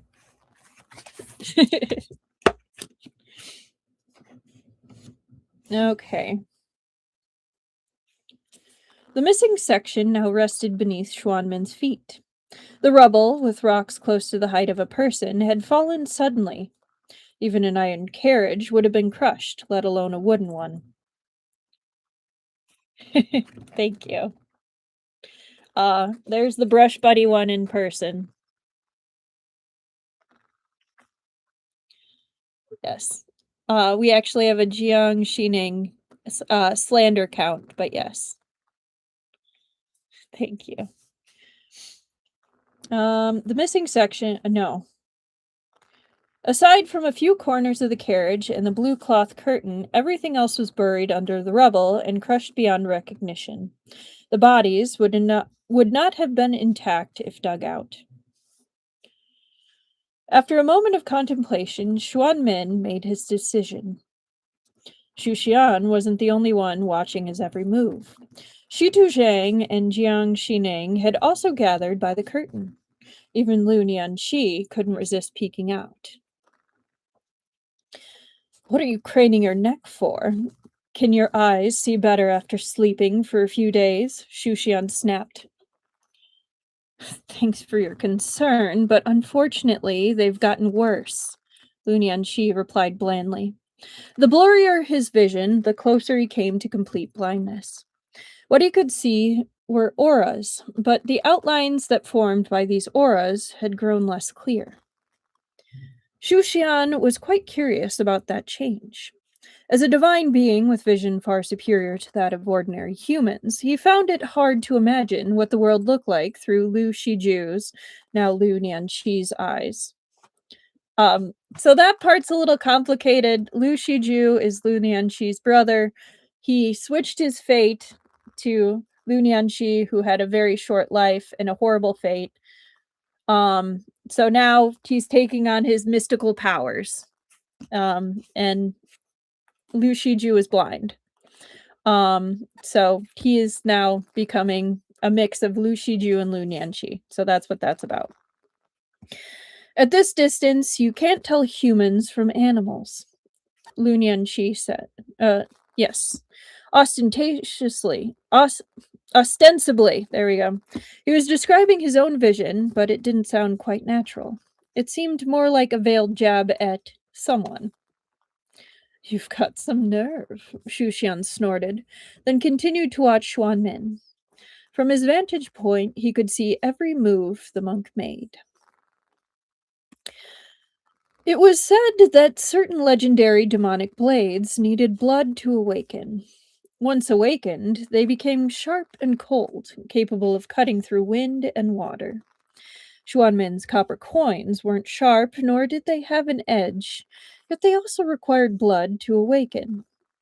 Xu Xian watched Xuanmin slice open his finger again and smear the blood along the edge of the coins. A low hum resonated as they seemed to come alive.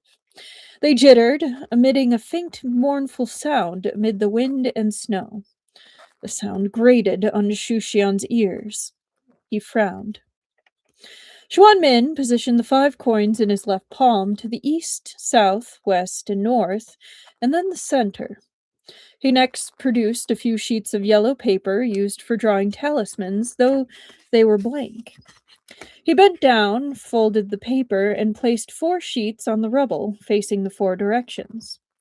Then he began to rotate the coins in his palm with his fingers, his pale lips moving slightly as if reciting a mantra. It didn't look like he was reciting a full sentence, just a short phrase. The coins, though merely resting on his palm, seemed to have rooted themselves. They fought against being turned. Once the mantra was done, Xuanmin slowly rotated the eastern coin. As he did so, thin blood-red lines began to appear on the talisman paper, facing east. An invisible hand seemed to be writing on the talisman, with the brush dipped in cinnabar. The intricate runes were completed in one stroke, finishing just as Xuanmin turned the coin halfway. Next was the south, then the north, and finally the west. The moment the 4 talismans were completed, a fierce wind rose from the ground, howling like a tiger. The thick felt curtain was whipped by the wind, flapping violently and slapping Shi Tuzhang several times across the face. For a moment, he felt transcendently unlucky. He rubbed at his stinging face and lifted the curtain all the way up, exposing the opening to the wind. Fine, frigid snow churned inside, whipped up by the blustering winds. The snow was so piercingly cold that Shi Tuzhang and Jiang Xining could barely keep their eyes open. They had to blink and shield their foreheads with their hands before they could see the scene on the mountain path again. Shitu Zhang gasped in shock. The wind summoned by Xuanmin had lifted the entire section of the path into the air, along with the rubble and the carriages beneath it. The debris floated intact, carried by the wind toward the void beside the path. Underneath the suspended mass, Xuanmin, still standing atop the rubble, lifted his left foot and stomped lightly. The debris and carriages beneath his feet suddenly plummeted into the deep valley as if weighted down by 1,000 pounds. Seconds later, a faint rumbling sound echoed from the valley. Huh? Is he trying to blow up the mountain? Shitu Zhang muttered. He should have grabbed you and blown you up with them, Shu Xian snarled. He's probably burying them. As Shu Xian guessed, the impact of the rubble hitting the ground was immense. The soft mud in the valley had already been gouged into a deep pit. The carriages and the bodies, now unrecognizable, fell into the pit. The rubble formed a burial mound. The exposed stone settled and was swiftly covered in the snow swept in by the wind. Everything took on a soft, pale white, as if a layer of paper money had been scattered over a mound of yellow earth. Xuanmin retrieved the coins, lit a match, and burned the yellow talisman papers. It was a simple burial. He wiped the remaining bloodstains from the coins and hung them back on his waist.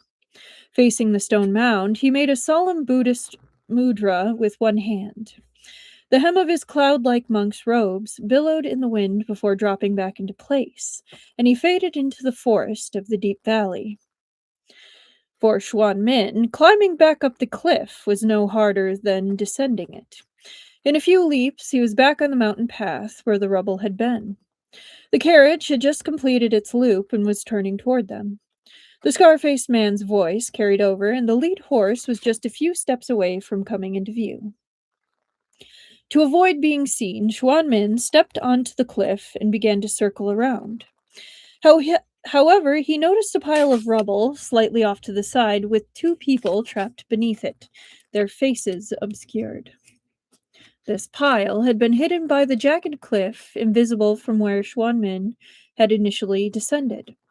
It seemed that when the caravan had been struck by the rubble, two quick-footed individuals had managed to escape, only to be caught by another wave of falling rocks just as they had made it behind the mountain wall. That's really unfortunate. The carriage was approaching, and there was no time for Xuanmin to descend and draw another talisman. Yeah, oof, I agree. At this critical moment, a black dragon emerged from the other side of the mountain path. This wise one was grandiose in whatever he did. Two blobs of dark lightning struck the top of the rocks, pinning the people down. With a resounding crack, the stone shattered into countless fragments. Wrapped in a whirling gale, the black dragon moved its head in a broad sweep, and the wind carried both corpses and stone powder down the cliff, tearing through the pine forest with a shriek. Whoosh!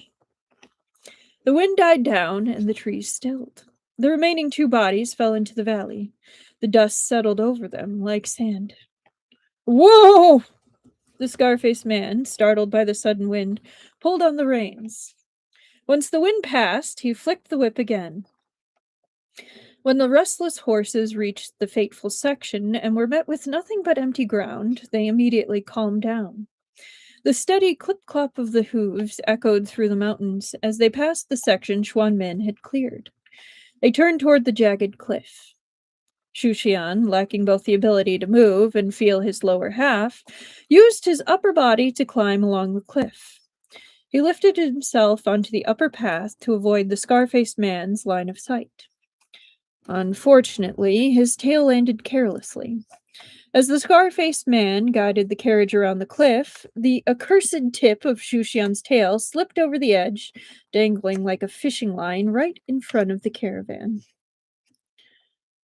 Xuanmin was standing on the same path as Shu Xian.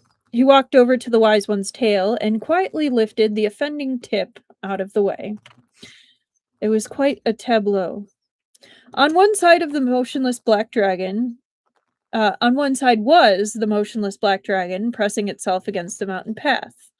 On another was a scar-faced man, immobile, feeling as if he was dreaming. And on the third side was the young monk holding someone's tail tip, gazing calmly down the mountain. The 3 points formed a delicate balance, like a frozen painting. Oh man, there's no picture. For a moment, no one moved. A split second stretched into what felt like a century. The scar-faced man was the first to act. He looked around in a daze as he peered up at the jagged cliff. He did this for a long time. Above him, there was nothing but fine snow and the overcast sky. No sign of a living creature. It is definitely a funny mental image, Ruby. He recalled what he'd seen. Thick at one end, tapering to a point, covered in scales and perhaps something else. He could not remember it exactly, but whatever it was, had swayed before his nose a few times and almost hit his face. How could something so large disappear in an instant? Someone from the carriage behind him lifted the curtain and called out, "Boss, why have we stopped? Are the horses acting up again?" The scar-faced man snapped out of his daze. He shook his head vigorously, trying to dispel the strange image from his mind.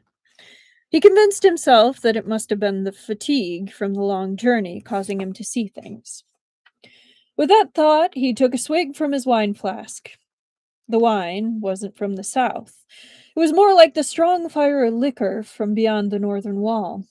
It burned his throat and warmed his chest, reigniting his vigor. He glanced upward one more time, then flicked the whip, urging the horses forward. As the beat of hooves faded into the distance, the black dragon lying on the mountain path rolled its eyes and went to let out a long sigh. But a dragon's breath was no ordinary exhalation. A slight puff could stir up a fierce mountain wind. To avoid drawing attention and to quickly dispel the scar-faced man's suspicions, Shushian caught his breath at the last second and almost suffocated himself. Shushian sprang back to life, like he hadn't been the crisis in the making pressed against the mountain path moments ago. He raised his long body and looked down at Xuanmin standing by his tail. "See, I had to step in to clean up your mess," Shushian scoffed. "If I hadn't acted so fast, that scar-faced man would be staring at his own corpse right now." How full of himself. Xuanmin had been about to let go of the tail tip, but now he paused and straightened up. He didn't say a word, just continued holding the tip of the tail. His expression was cool and detached, as if he had all day for Shushian to repeat his boasting. Shushian shot a fierce glare at the tip of his tail, tempted to slice it off. This troublesome thing! When it was small, the bald donkey would endlessly fiddle with it. Even when it had returned to its original size, it still couldn't escape the monk's clutches. What good was it, huh? I ship it, right, Ember? He glared at Xuanmin, and Xuanmin met his eyes evenly. Xuanmin had not let go of Shushian's tail. He was clearly waiting for him to retract his audacious claim. Oh, I forgot the bald donkey. I missed it? Did I miss it? Yes, I did miss the bald donkey. All right. So we have 48 bald donkeys. With his tail in Xuanmin's grasp, a vital part of his body, and the evidence of his earlier embarrassment. So, Kictor, we do counts of certain things that occur naturally. So there's our donkey count, our Jiang Xining suffering count, our wanted poster count, and our face count. So the current donkey count is 48 between the two books. Jiang Xining suffering is at a very sad 17. Our wanted posters at 3 and our face count is at 4. So it's people commenting on Xuanmin's face. But yeah. So for the last book we did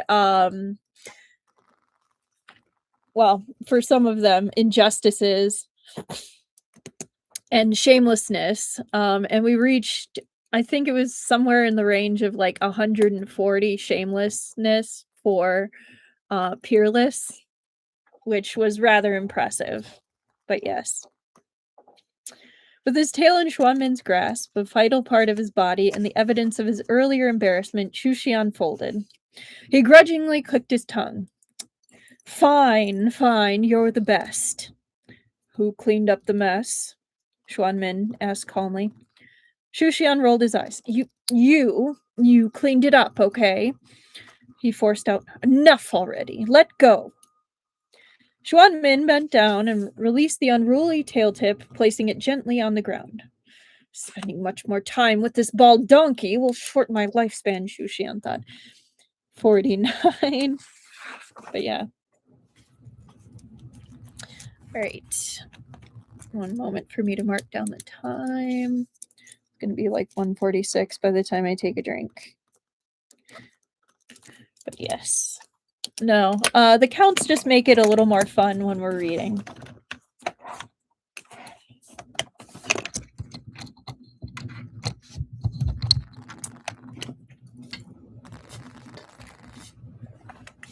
My teeth.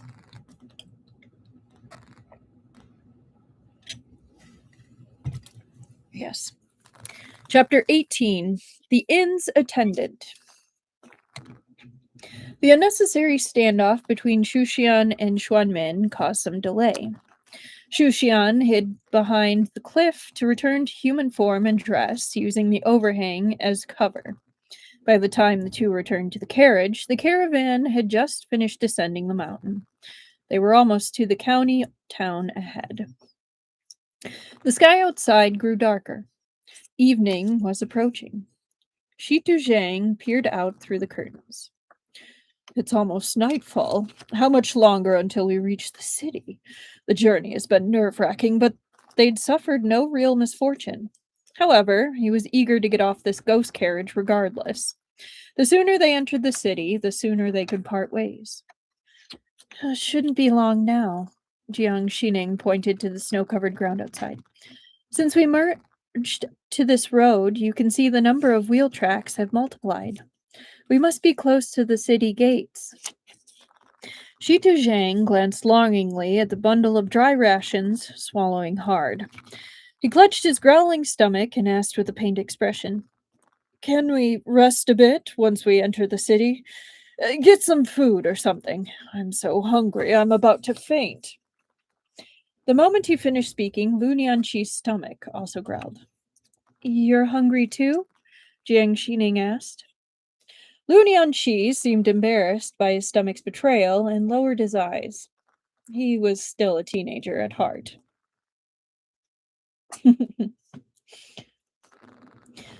Wasn't me, he retorted. His tone was cold and stubborn, but the tips of his ears turned red. Xuxian stretched his stiff shoulders and back. The snow won't stop any time soon.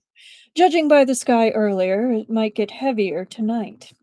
The carriages won't move that fast anyway, so whether we arrive a bit earlier or later won't make much difference.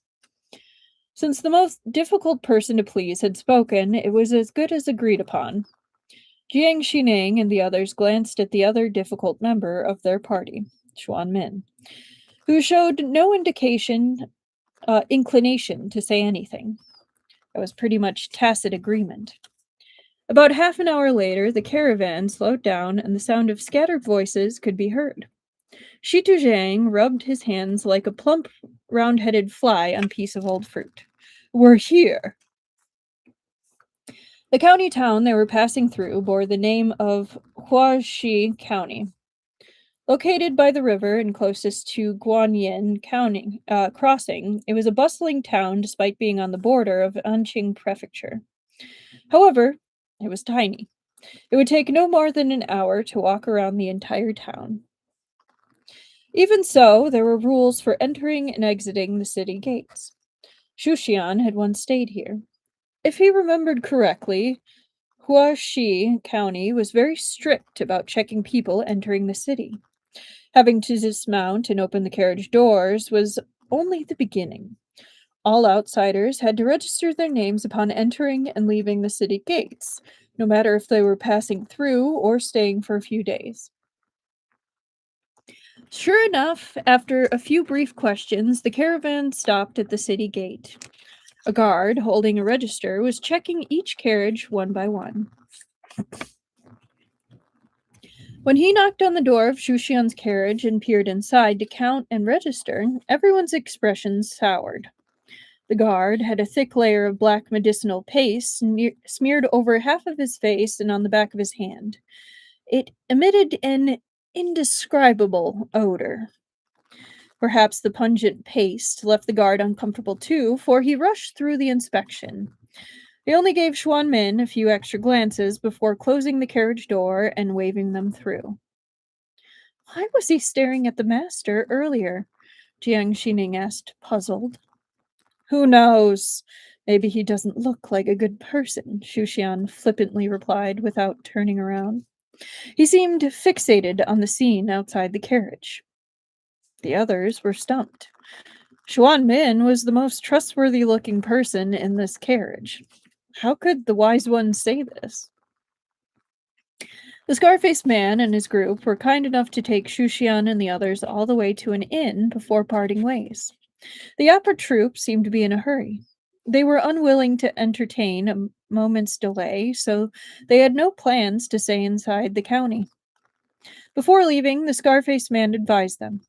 If you need to rent a carriage, just ask the innkeeper. Huaxi County is small. If a beam falls and kills 5 people, 3 of them are probably related. The innkeeper has ways to find you a carriage. Just give him some money for his trouble. Of course, Shushan and the others didn't want to take the opera troupe's carriage ride for granted. However, everyone in the troupe was an eccentric. They refused to accept money. They insisted that they didn't charge for performances during the last few days of the 11th month, so why should they charge for carriage fees? Jiang Xining, the only one with some social graces, tried to push the money onto them for a long time. In the end, he failed and was left feeling quite helpless. So one thing you've probably noticed in different books like this is like the phrase tried to push the money onto them for a long time. So you're not supposed to accept the first time someone offers you either a gift or money.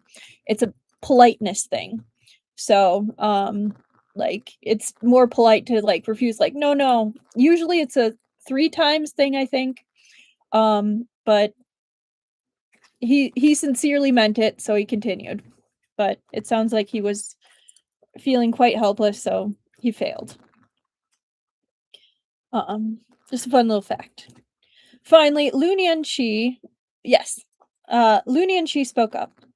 Stop dragging this out. We'll repay them someday. As he said this, he touched his wooden twigs, his expression inscrutable. Did you divine something? Lunian Shi didn't give a direct answer. We won't owe them in any case. A dragon like Shushan wouldn't doubt their little fortune teller's words, let alone a mouse like Jiang Xining. The opera troupe bade them farewell and hurried off toward the city gates, then quickly disappeared into the night. Even after they booked themselves some rooms at the inn's first floor and were preparing to order some food and wine to warm up, Shushan's attention was still fixed on the street outside. What have you been looking at all this time? Jiang Xining asked curiously. Lots of things. I've been to this county before. It isn't as lively as it used to be. There are fewer people. And have you seen the wanted posters posted by every household? Shushan said. What posters? Let me see. Shi Tuzhang, always restless, dashed out of the inn. All right. We're about to get to our wanted poster count. A short while later, he returned with something clutched under his robe. He shuffled to their table in a secluded corner of the dining hall. It was partially blocked by a red pillar, so others couldn't see many of their movements. I'm not sure if we're allowed to remove posters, but I found one that had just fallen off the wall, Shi Tuzheng said. He pulled out a piece of paper and spread it over the table. Look! There hadn't been enough light outside to see what was on the wanted poster earlier. Now that it was laid out, everyone at the table was stunned. As a group, they turned to stare at Xuanmin. Uh, Master, this... Shi Tuzheng stammered. Why are you on an official wanted poster? What did you do? There we go, at number 4 for the wanted poster. Back in Ningyang, Scribe Liu mistook the master for someone on a wanted poster, but didn't he? But wasn't that dismissed? Jiang Xining asked. Yeah, I think it was book 1. Hasn't been since. Shu Xian placed his hand on the paper. I took a close look at the wanted poster in Ningyang. Besides both being monks and having a mole on their necks, the person in the portrait doesn't look anything like this bald donkey. Plus, the person in the portrait seems a lot older. Yep. Okay, so we actually reached 50 this time.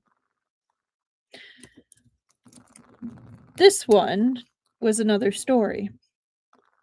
That batch of wanted posters was up for almost a month, right? Yeah, woo! Xuxian flicked it idly. This one feels like it was posted just recently. The portrait here had been tweaked a bit from the one in Ningyang. The person looked younger, and their facial features had been adjusted. It now looked about 60% like Xuanmin. However, the document was rather strange. Under the portrait, there was just a brief description of the person's features and age. Nothing else. It didn't say what the person had done or why they were being sought, just vaguely mentioned that the person was dangerous and should be reported to authorities if seen, but not to act rashly. Jiang Xining and the others exchanged astonished glances, then looked back at the portrait. The eyes are smaller than the master's, Shi Tuzheng finally managed to say after a long pause. He tried to find other differences.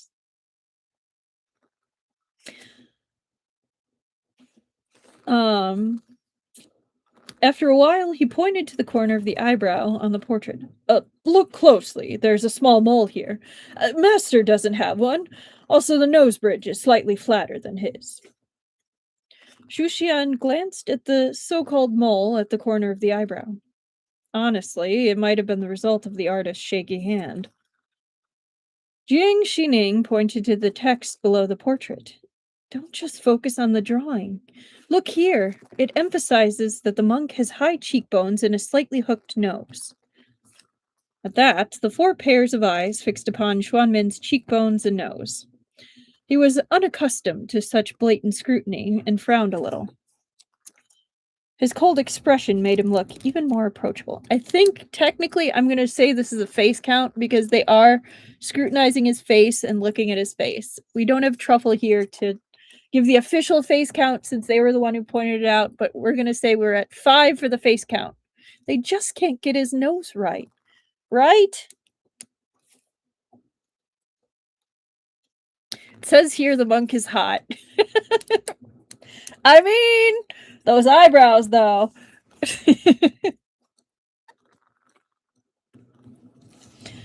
At that, 4 pairs of eyes fixed upon Xuanmin's cheekbones and nose. He was unaccustomed to such blatant scrutiny and frowned a little. His cold expression made him look even more unapproachable. Jiang Xining and the others awkwardly averted their gazes, but Xu Xian wasn't afraid of Xuanmin at all. He reached out and turned Xuanmin's face sideways to get a better look at his profile. His nose isn't hooked at all. Still frowning at the portrait, Xuanmin brushed away Xu Xian's audacious hand. Since he was on the bottom rung of the group's hierarchy, Shi Tuzheng always seized a chance to flatter. All that aside, just check out the master's expression. He doesn't seem like he's the person they're searching for. If he'd really done something, would he look so clueless? That would be some next-level acting. Even though the person in the portrait looks a little like the master, this guy looks way fiercer. His eyebrows aren't as righteous. What did I say about eyebrows? Called it! Shi Tuzhang dragged out his words as he cautiously raised his finger, though he dared not point directly at Xuan Min's face. Just look at him. How could he be some great evil? All right, I'm going to count that as another face count. So we're at 6. Shu Xian inwardly scoffed through Shi Tuzhang's explanation. The bald donkey's clueless expression required no acting to pull off. 51. With his tendency to forget things at the drop of a hat, he could easily lose track of what he had and hadn't done. Shi Tuzhang is so chatty. Yeah, it gets him in trouble. With his tendency to forget things at the drop of a hat, he could easily lose track of what he had and hadn't done. He wouldn't have any idea why he was being hunted. However, it was true that the description of a hooked nose and high cheekbones didn't match. The drawing only showed a front view, so those features weren't apparent. As Shu Xian pondered this, he overheard a low conversation from a nearby table. He discreetly looked over. His hearing was sharper than most, so he caught every word. That monk resembles the person on the wanted poster, doesn't he? One person whispered. I've been watching him since he came in, but he definitely is not the one. The other person replied in a low voice. Our county is closest to the crossing, so we see a lot of passing monks every day. Just the day before yesterday, there was someone who looked almost exactly like the portrait, but the authorities dismissed him. The person they're looking for has even higher cheekbones. So, face count 7. The man subtly motioned at Xuan Min. This guy's cheekbones aren't as high as yesterday's suspect. No point in even considering it. Plus, any really suspicious monks would have been nabbed by the guards at the city gates. They wouldn't have made it this far. My brother-in-law works in the Yemen, and he mentioned yesterday that the higher-ups added more details to the description. A poster will be replaced with a new one in a couple of days. Again? They changed it 3 times in half a month, and it's still inaccurate? What kind of person swaps appearances like that? Who knows? The man shook his head. Not long ago, everyone in the county would scrutinize every monk that went by. But after 2 changes, how many people still care? Dang, the guy on the haunted poster must have cheekbones like Benedict Cumberbatch, right? Sherlock-level cheeks. After seeing the wanted poster and hearing their conversation, Shu Xian understood why the guard at the city gate had given Xuan Min a few extra glances before letting them through. To someone who didn't know Xuan Min, the differences between him and the portrait, as well as the details mentioned in the conversation, were enough to rule him out. His aura was ethereal and otherworldly, and most people were awestruck by his presence before noticing his looks. Oh, welcome, Dee! It has been a while. I'm glad you're popping in. Someone with such a bearing couldn't possibly be a great evil. We are unfortunately almost done. We've got about 14 pages. Benedict Cumberbatch, right? But Shu Xian was not like those strangers. He knew another side of Xuan Min, his unfathomable sorcery and his incomplete memory. Did I glitch?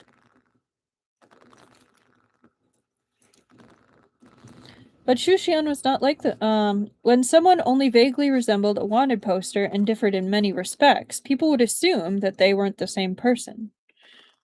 On the other hand, if that someone not only resembled the portrait, but also had an unknown origin, was profound and mysterious, revealed strange quirks, and had forgotten their past for some reason, could all those things happen to one person be brushed off as mere coincidences? Okay. It was like I didn't get my little warning about connection issues. Oh, it might be your end, D. I'm sorry. Is it really him? Xian narrowed his eyes, sipping his hot tea while staring at Xuan Min. However, Xuan Min was focused on the portrait and didn't notice his scrutiny. Guests, your food is here. The inn's waiters were skillful. This one carried a wooden tray with 4 dishes in one hand, perfectly steady, spilling not even a drop of soup.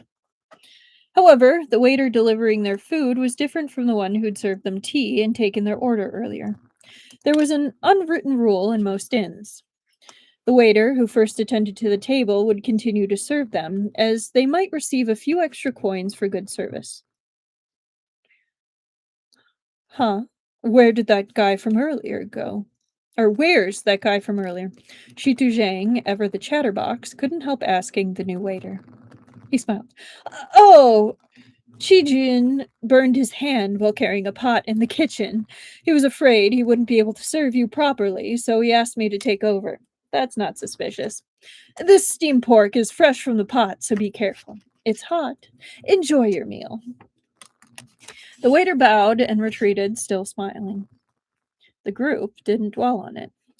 After they'd been hungry all day, the aroma of the hot food was irresistible. Their suppressed appetites were now fully awakened, and no one had the presence of mind to worry about anything else.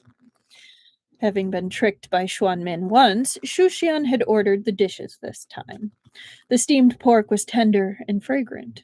The claypot chicken soup rich and flavorful. The stir-fried mountain yam translucent and neatly arranged. And the mushroom tofu soup was still bubbling hot when served. There were also golden-bottomed beef buns that burst with hot soup at the first bite. That all sounds amazing. Shitu Zhang had been about to starve to death, but now he felt like he was in heaven. Even Lu Nianqi had to swallow his drool. Right? Me too, Gabby. Me too. The ghost Jiang Xining sat sulking in the darkest corner, unable to eat a single bite. As he resentfully watched the steaming food, he took a shot at Xu Xian. How do you always know the signature dishes everywhere? Stop looking like you're at a funeral, Xu Xian said, tilting his chin. Enjoy the smell. Back when his legs were in working order, Xu Xian hadn't cared much for hanging around on busy streets, but he still knew the eateries and taverns in different places well. If he had business to attend to, he could travel from south to north and east to west in a few leaps. Though he rushed to get to his tasks, he never hurried to get back. Instead, he'd stop at different counties to savor lesser-known delicacies along the way. That sounds amazing. Like, hey, work then play. I respect it. Even after becoming partially paralyzed 6 months ago, he hadn't deprived himself. He always found ways to have people bring him famous signature dishes. But ever since meeting Xuan Min, he had been forced to go 2 or 3 days without a proper meal. Who was he supposed to complain to for this treatment? He twitched at the thought and started eating with more gusto, as if trying to make up for every missed meal. Xuan Min had been preoccupied with the notice, but he found it hard to concentrate with Xu Xian's vigorous motions. He folded the paper and put it away. Yeah. Actually, thank you for reminding me, Ruby. I will count that as a Jiang Xining suffering, because that's not fair to be eating in front of the ghost. So he's up to 18. The inn was quite generous with their portions. The steamed pork came piled high in a large bowl, and from the looks of it, they'd been served an entire pot of mushroom soup. Xuan Min glanced at the collection of dishes. Eating all of this, he thought, would be enough to knock out several people. He himself ate very little. He slowly savored a small bowl of tofu soup. It was a stark contrast to Xu Xian beside him. Once Xuan Min finished the bowl, he set down his spoon. Is that all you're eating? Just a few bites? Are you really full? Xu Xian prodded. Xuan Min glanced at Xu Xian's side of the table, which was heaped with a foothill of chicken and pork bones. He was trying to be sneaky. He probably felt self-conscious about the number of bones on his side, so he'd used the other side of his chopsticks to push half of them toward Xuan Min, pretending there were two piles. But had anyone ever seen a monk spit out chicken and pork bones? Yes, he is the paper guy. Shi Tu Zhang and the others watched Xu Xian finish sucking the meat off a chicken bone. While Xuan Min wasn't looking, he placed it on the pile closer to Xuan Min. When Xuan Min glanced back, he found that the size of his pile had far surpassed Xu Xian's, as if anyone was stupid enough to believe that. Jiang Xining cupped his hands in Xu Xian's direction. Amazing. Xu Xian ignored him. No matter how hungry they were, the rest of their group had normal appetites. As Xuan Min had predicted, they were stuffed after eating half the dishes. Only Xu Xian kept going. His dining etiquette wasn't too bad. He didn't seem gluttonous at all as he worked through the food. With his looks, it was almost a pleasant sight, but the wise one really ate a lot. Not only did he polish off the table's worth of food, but he also ordered another claypot chicken and ate it all by himself. Xuanmen frowned as he watched Xu Xian finish the last bite. Can you even sit up after this? Xuanmin asked. The suggestion, aren't you eating too much? It's not like I'm the one walking around. You should worry more about whether your arms are strong enough, Xu Xian said. He'd been carried in and out of carriages so many times that he was beyond caring at this point. Besides, this is no more than a taster for me. Honestly, I could swallow 10 of you in one go. I'm holding back, understand? As he spoke, he drew an imaginary cage the size of Xuanmin's head, and his oily fingers brushed over Xuanmin's face several times. Oh, he's not going to like that.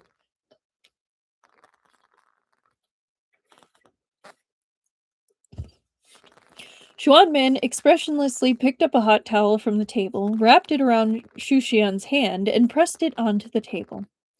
Wipe your hands before doing anything.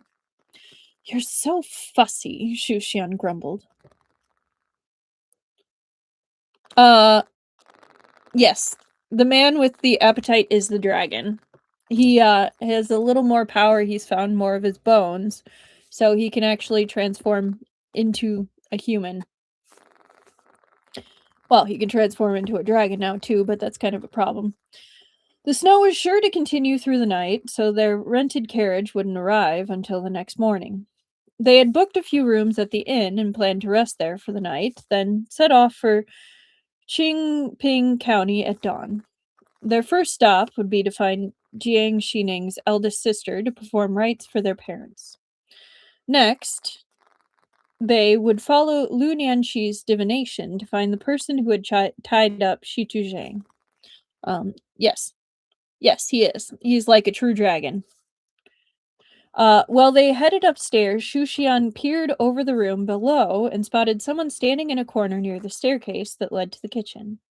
The man's banded fingers caught Xu Xian's attention, then he remembered the waiter who had first greeted them. What was his name again? Right, it was Qi Jin, likely a nickname based on his birth weight, a common practice to ensure the child's survival.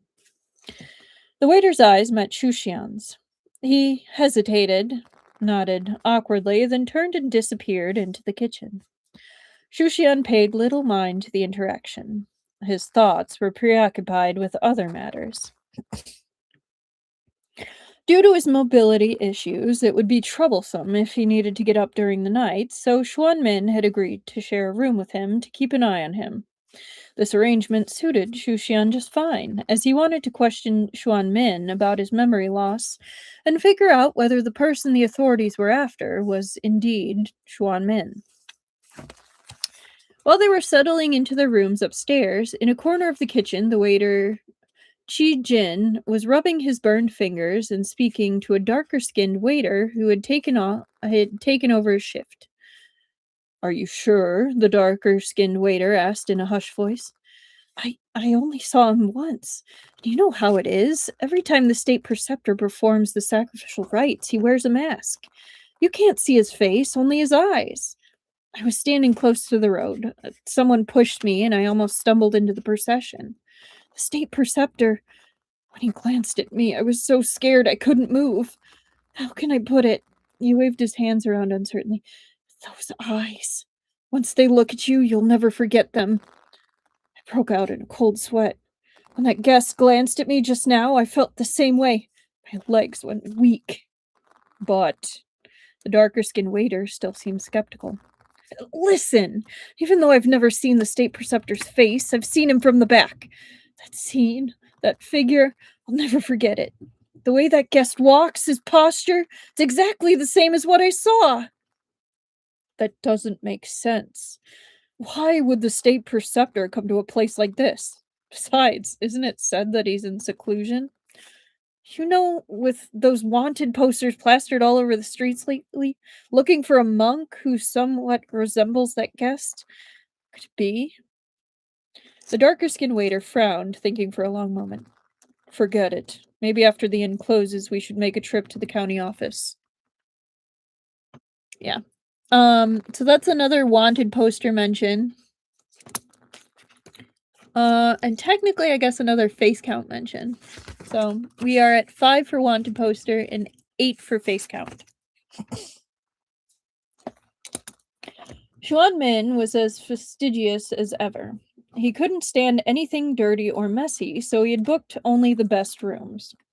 Although he had a fair amount of silver on him, it wouldn't last long at this rate. Xu Xian couldn't help wondering how much money Xuan Min had left and what he planned to do once it ran out. Even though he was skilled, it was hard to imagine him actively asking people for money. The best rooms in this inn weren't on par with those at Guiyun Hall, but they were clean and tidy. The attendant serving them was quick and efficient, tidying up the room and bringing fresh tea and a copper basin for washing their hands. I'll be upstairs if you need anything. Just call and I'll come, the attendant said before closing the door behind him. Oh, it's a man. My bad. Although they were supposed to rest for the night, the only ones who truly needed the rest were Lu Nianqi and Shi Tuzhang. Sleeping was optional for Xu Xian. As for Xuan Min, well, Xu Xian had pretty much stopped thinking of him as human. He barely ate or rested. How could he be considered human? The black dragon had been jostled around in a carriage all day. Since his paralyzed legs lacked feeling, he had to use his lower back to keep himself upright. After a while, it became quite uncomfortable. To help him relax and ease the strain, Xuan Min had settled Xu Xian onto the bed as soon as they entered the room. The bed in the inn's best room was surprisingly comfortable, with thick, soft bedding that didn't irritate the skin. It was certainly better than a hard bench. Xu Xian found Xuan Min's gesture quite considerate. He stretched lazily, loosening his shoulders and back, then burrowed into the blankets, propping himself up on the piled bedding and uttering a contented sigh. Xuan Min, on the other hand, sat by the carved wooden table, fully dressed and showing no intention of resting. He adjusted the wick of the oil lamp to brighten the light, then pulled out the folded poster from his robe, spreading it out on the table and examining it under the lamp. The warm yellow light cast shadows under his brow, accentuating his deep-set eyes, high nose bridge, and the cold, unyielding lines of his mouth. All right, so that's number 6 for the wanted poster. Xu Xian propped his head up, watching Xuan Min with a half-lidded gaze. After a while, he spoke. Bald donkey. 52. Xuan Min waited for some follow-up. When none came, he responded without looking up. Xu Xian raised an eyebrow. Is the person on the poster you or not? The question was blunt, but it was typical of Xu Xian's straightforward and unfiltered nature. Xu Xian watched Xuan Min smooth Shushian watched Xuanmin smooth the wanted poster down on the table, his fingertips touching one corner. He turned to Shushian as if weighed down, weighing how to respond, or perhaps deciding not to. It hadn't been long since Xuanmin had picked Shushian up at the Jiang family clinic, but the events that had unfolded since made it feel like much more time had passed. Sometimes Shushian felt as if they had known each other for a long time, long enough to grow familiar. Shushian could tell that Xuanmin was a deeply guarded person. Despite their days of close proximity, Xuanmin had hardly spoken about himself. That was the most respectful way to say bald donkey, right? Despite their days of close proximity, Xuanmin had hardly spoken about himself. This could have been due to his innate temperament or a result of his memory loss. Shushian could relate. If he had lost that many memories, he might also shut everyone out and trust no one. He might even stir up some chaos in an attempt to recover what he'd lost, and anyone who stood in his way would be in for a world of trouble. Their current situation was still unusual. After all, they were traveling together, two passengers on the same boat. If Xuanmin had nothing to do with the person on the notice, they would have a way of handling that. But if he was involved, they would need a different approach. They had to be prepared. They couldn't wait until trouble came knocking to start digging a hole. A bald donkey, how about this? Let's make a fair deal, all right? Shushian said with a serious expression. 53.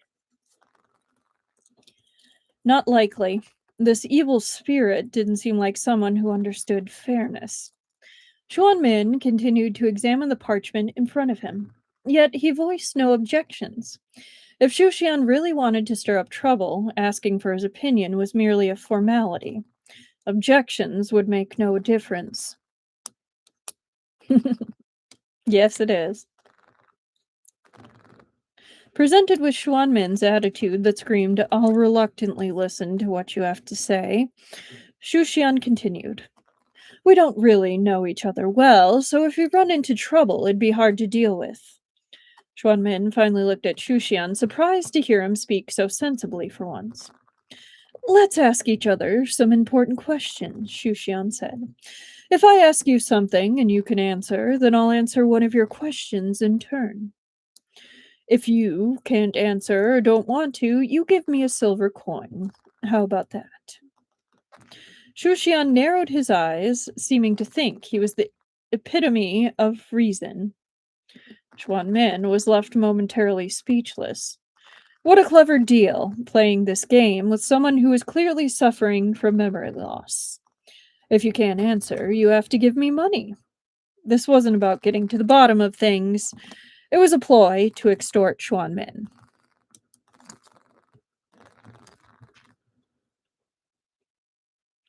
Who is the Roman?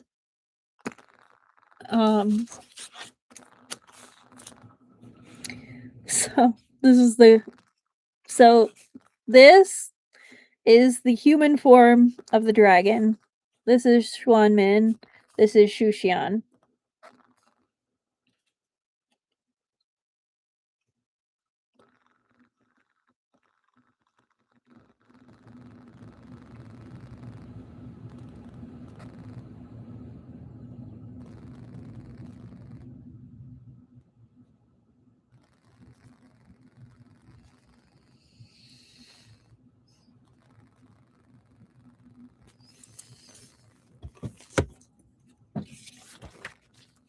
You might as well just take it, Xuanmin said flatly, reaching into his hidden pouch and pulling out all the silver pieces he had. He tossed them onto the bed with a flick of his wrist. Shushian caught them with a quick motion, weighing them in his hand. "All right, fine, I won't mess with you. Let's try a different approach." The venerable monk truly lived up to his reputation, treating money as if it were dirty. Having tossed away all his silver, Xuanmin no longer paid Shushian any mind. He returned his attention to his notice. Shushian rapped the bed. "Hey, look at me. This is serious." Xuanmin didn't look up, as if he found Shushian's sprawled-out posture offensive. Speak. I'll be generous, okay? I'll ask you questions, and if you give me some answers, I'll give you a gold piece. If you don't, we'll set it aside until you remember. Of course, if there's something you don't want to answer, you can always say you don't remember.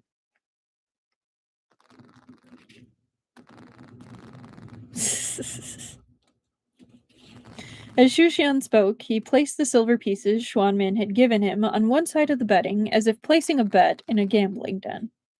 See, your money is still yours. I won't take a single piece.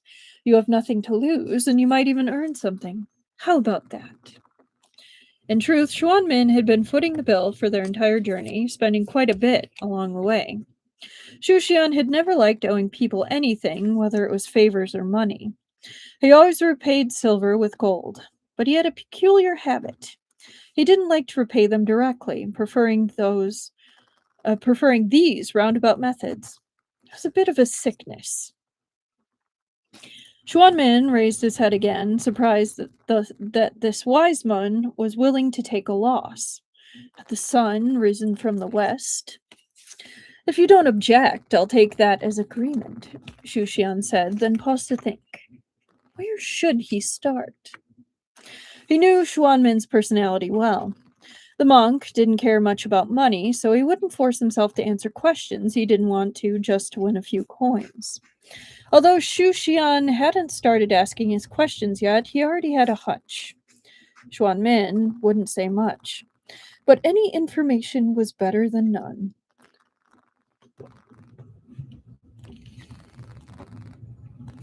After some thought, Shushan began. When did you start having issues with not recognizing people when you wake up?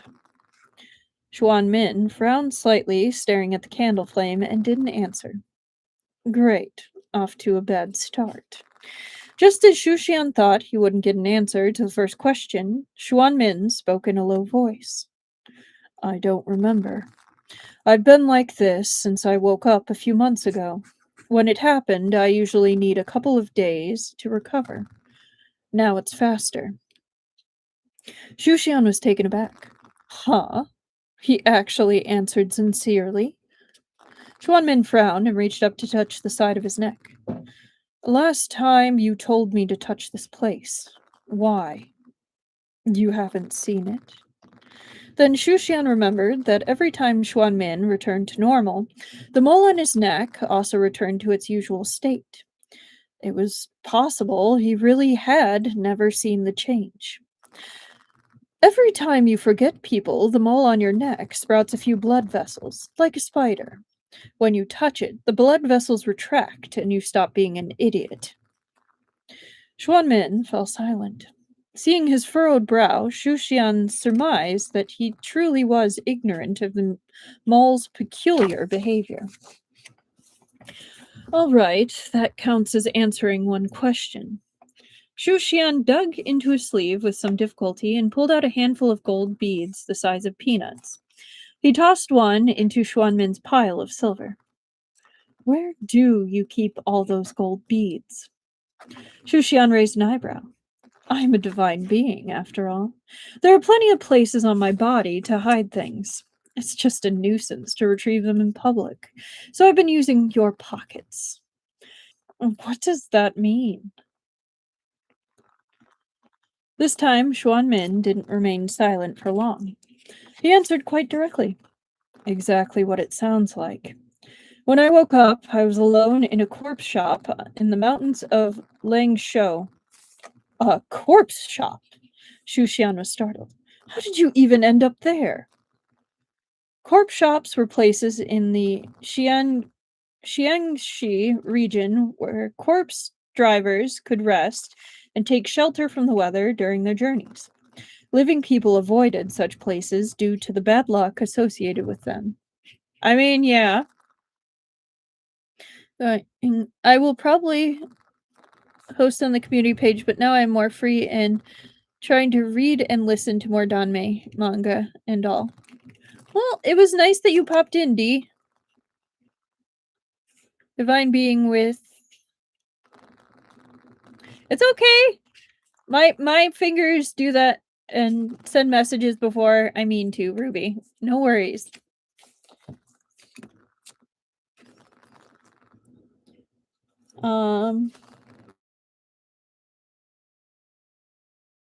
For that. When I woke up, all I had was a string of copper coins, a handwritten book on geomancy and arrays, a thin piece of paper with some scattered notes, and some yellow talismans. You don't remember what you did before, where you came from, where you're going, or what you were supposed to do? Shushan felt a pang of pity for this bald donkey. 54. Yes, they did. They did say copper coins. You're right. Roll credits. Any ordinary person waking up in a remote corpse shop, knowing nothing about their past or future, would likely go mad. No, I knew nothing at the time. I recalled some fragments later, but I'd often forget them again by the next day. What did you do after that? Whenever I remembered something, I'd jot it down on that piece of paper and carry it with me. When my mind wasn't clear, I'd take a look at it. Oh, was that the paper you had Lu Shiju help you divine in the underground tomb on Grave Island? You didn't recognize your own handwriting. There were already some words written on it. Handwriting can be forged, Xuanmin said calmly. So, you were worried someone might have imitated your handwriting and written misleading things? Hmm. What did you write? Shushan asked, tossing 2 more gold beads into Xuanmin's pile of silver. A mixture of things. Some about the string of copper coins, the names of a few locations, and one more thing. What thing? Find them, Xuanmin said. I'm supposed to find someone. I owe that person something, and until I repay it, I won't feel at peace. His voice was low and steady, carrying a weight that seemed to fill the room. Though his tone was as cold as ever, there was an undefinable heaviness to his words, a sadness that even an outsider could sense. This was the first time Shushan had sensed such a strong emotion from Xuanmin, and it made the monk seem more human. For some reason, Shushan felt a tightness in his chest, a discomfort that he couldn't quite place. He regarded Xuanmin for a minute. Okay, I don't have any more questions. You can keep the money. With that, he gathered the remaining gold beads and stuffed them back into his sleeve, which seemed to have some hidden mechanism. Oh no, that'd be absolutely horrifying and terrifying, just waking up and having absolutely no recollection of where you are, who you are, what's going on, what's your purpose. Like, I mean, it sounds like he at least remembered his name, but like not even knowing if the handwriting on a piece of paper is your own handwriting, like having that level of distrust in everything around you is a horrifying thought to me. In truth, he still hadn't gotten any real answers. He still didn't know if Xuanmin was the person on the notice, but he no longer felt like asking.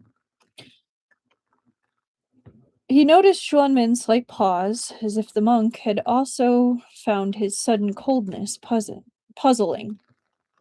Just as Xuanmin stood up and began to walk toward the bed, Shushan faintly heard voices outside the window, along with the soft clinking of metal, likely the sound of soldiers' armor. With the curfew in effect, the only people who could be out on the streets at night carrying weapons were the county's officers.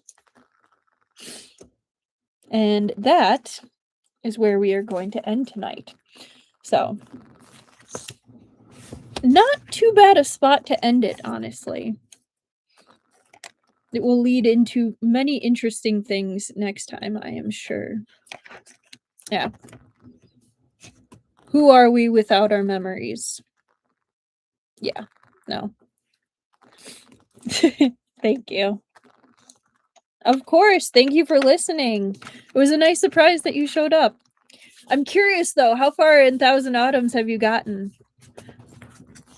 Just because that one's a close one to my heart because he's so sassy. But yes. Same to you, Annika. And have a good weekend, everybody. And of course, Gabby. I will see you guys usual time next week, Tuesday at 8 CST. It's okay, I kicked her. I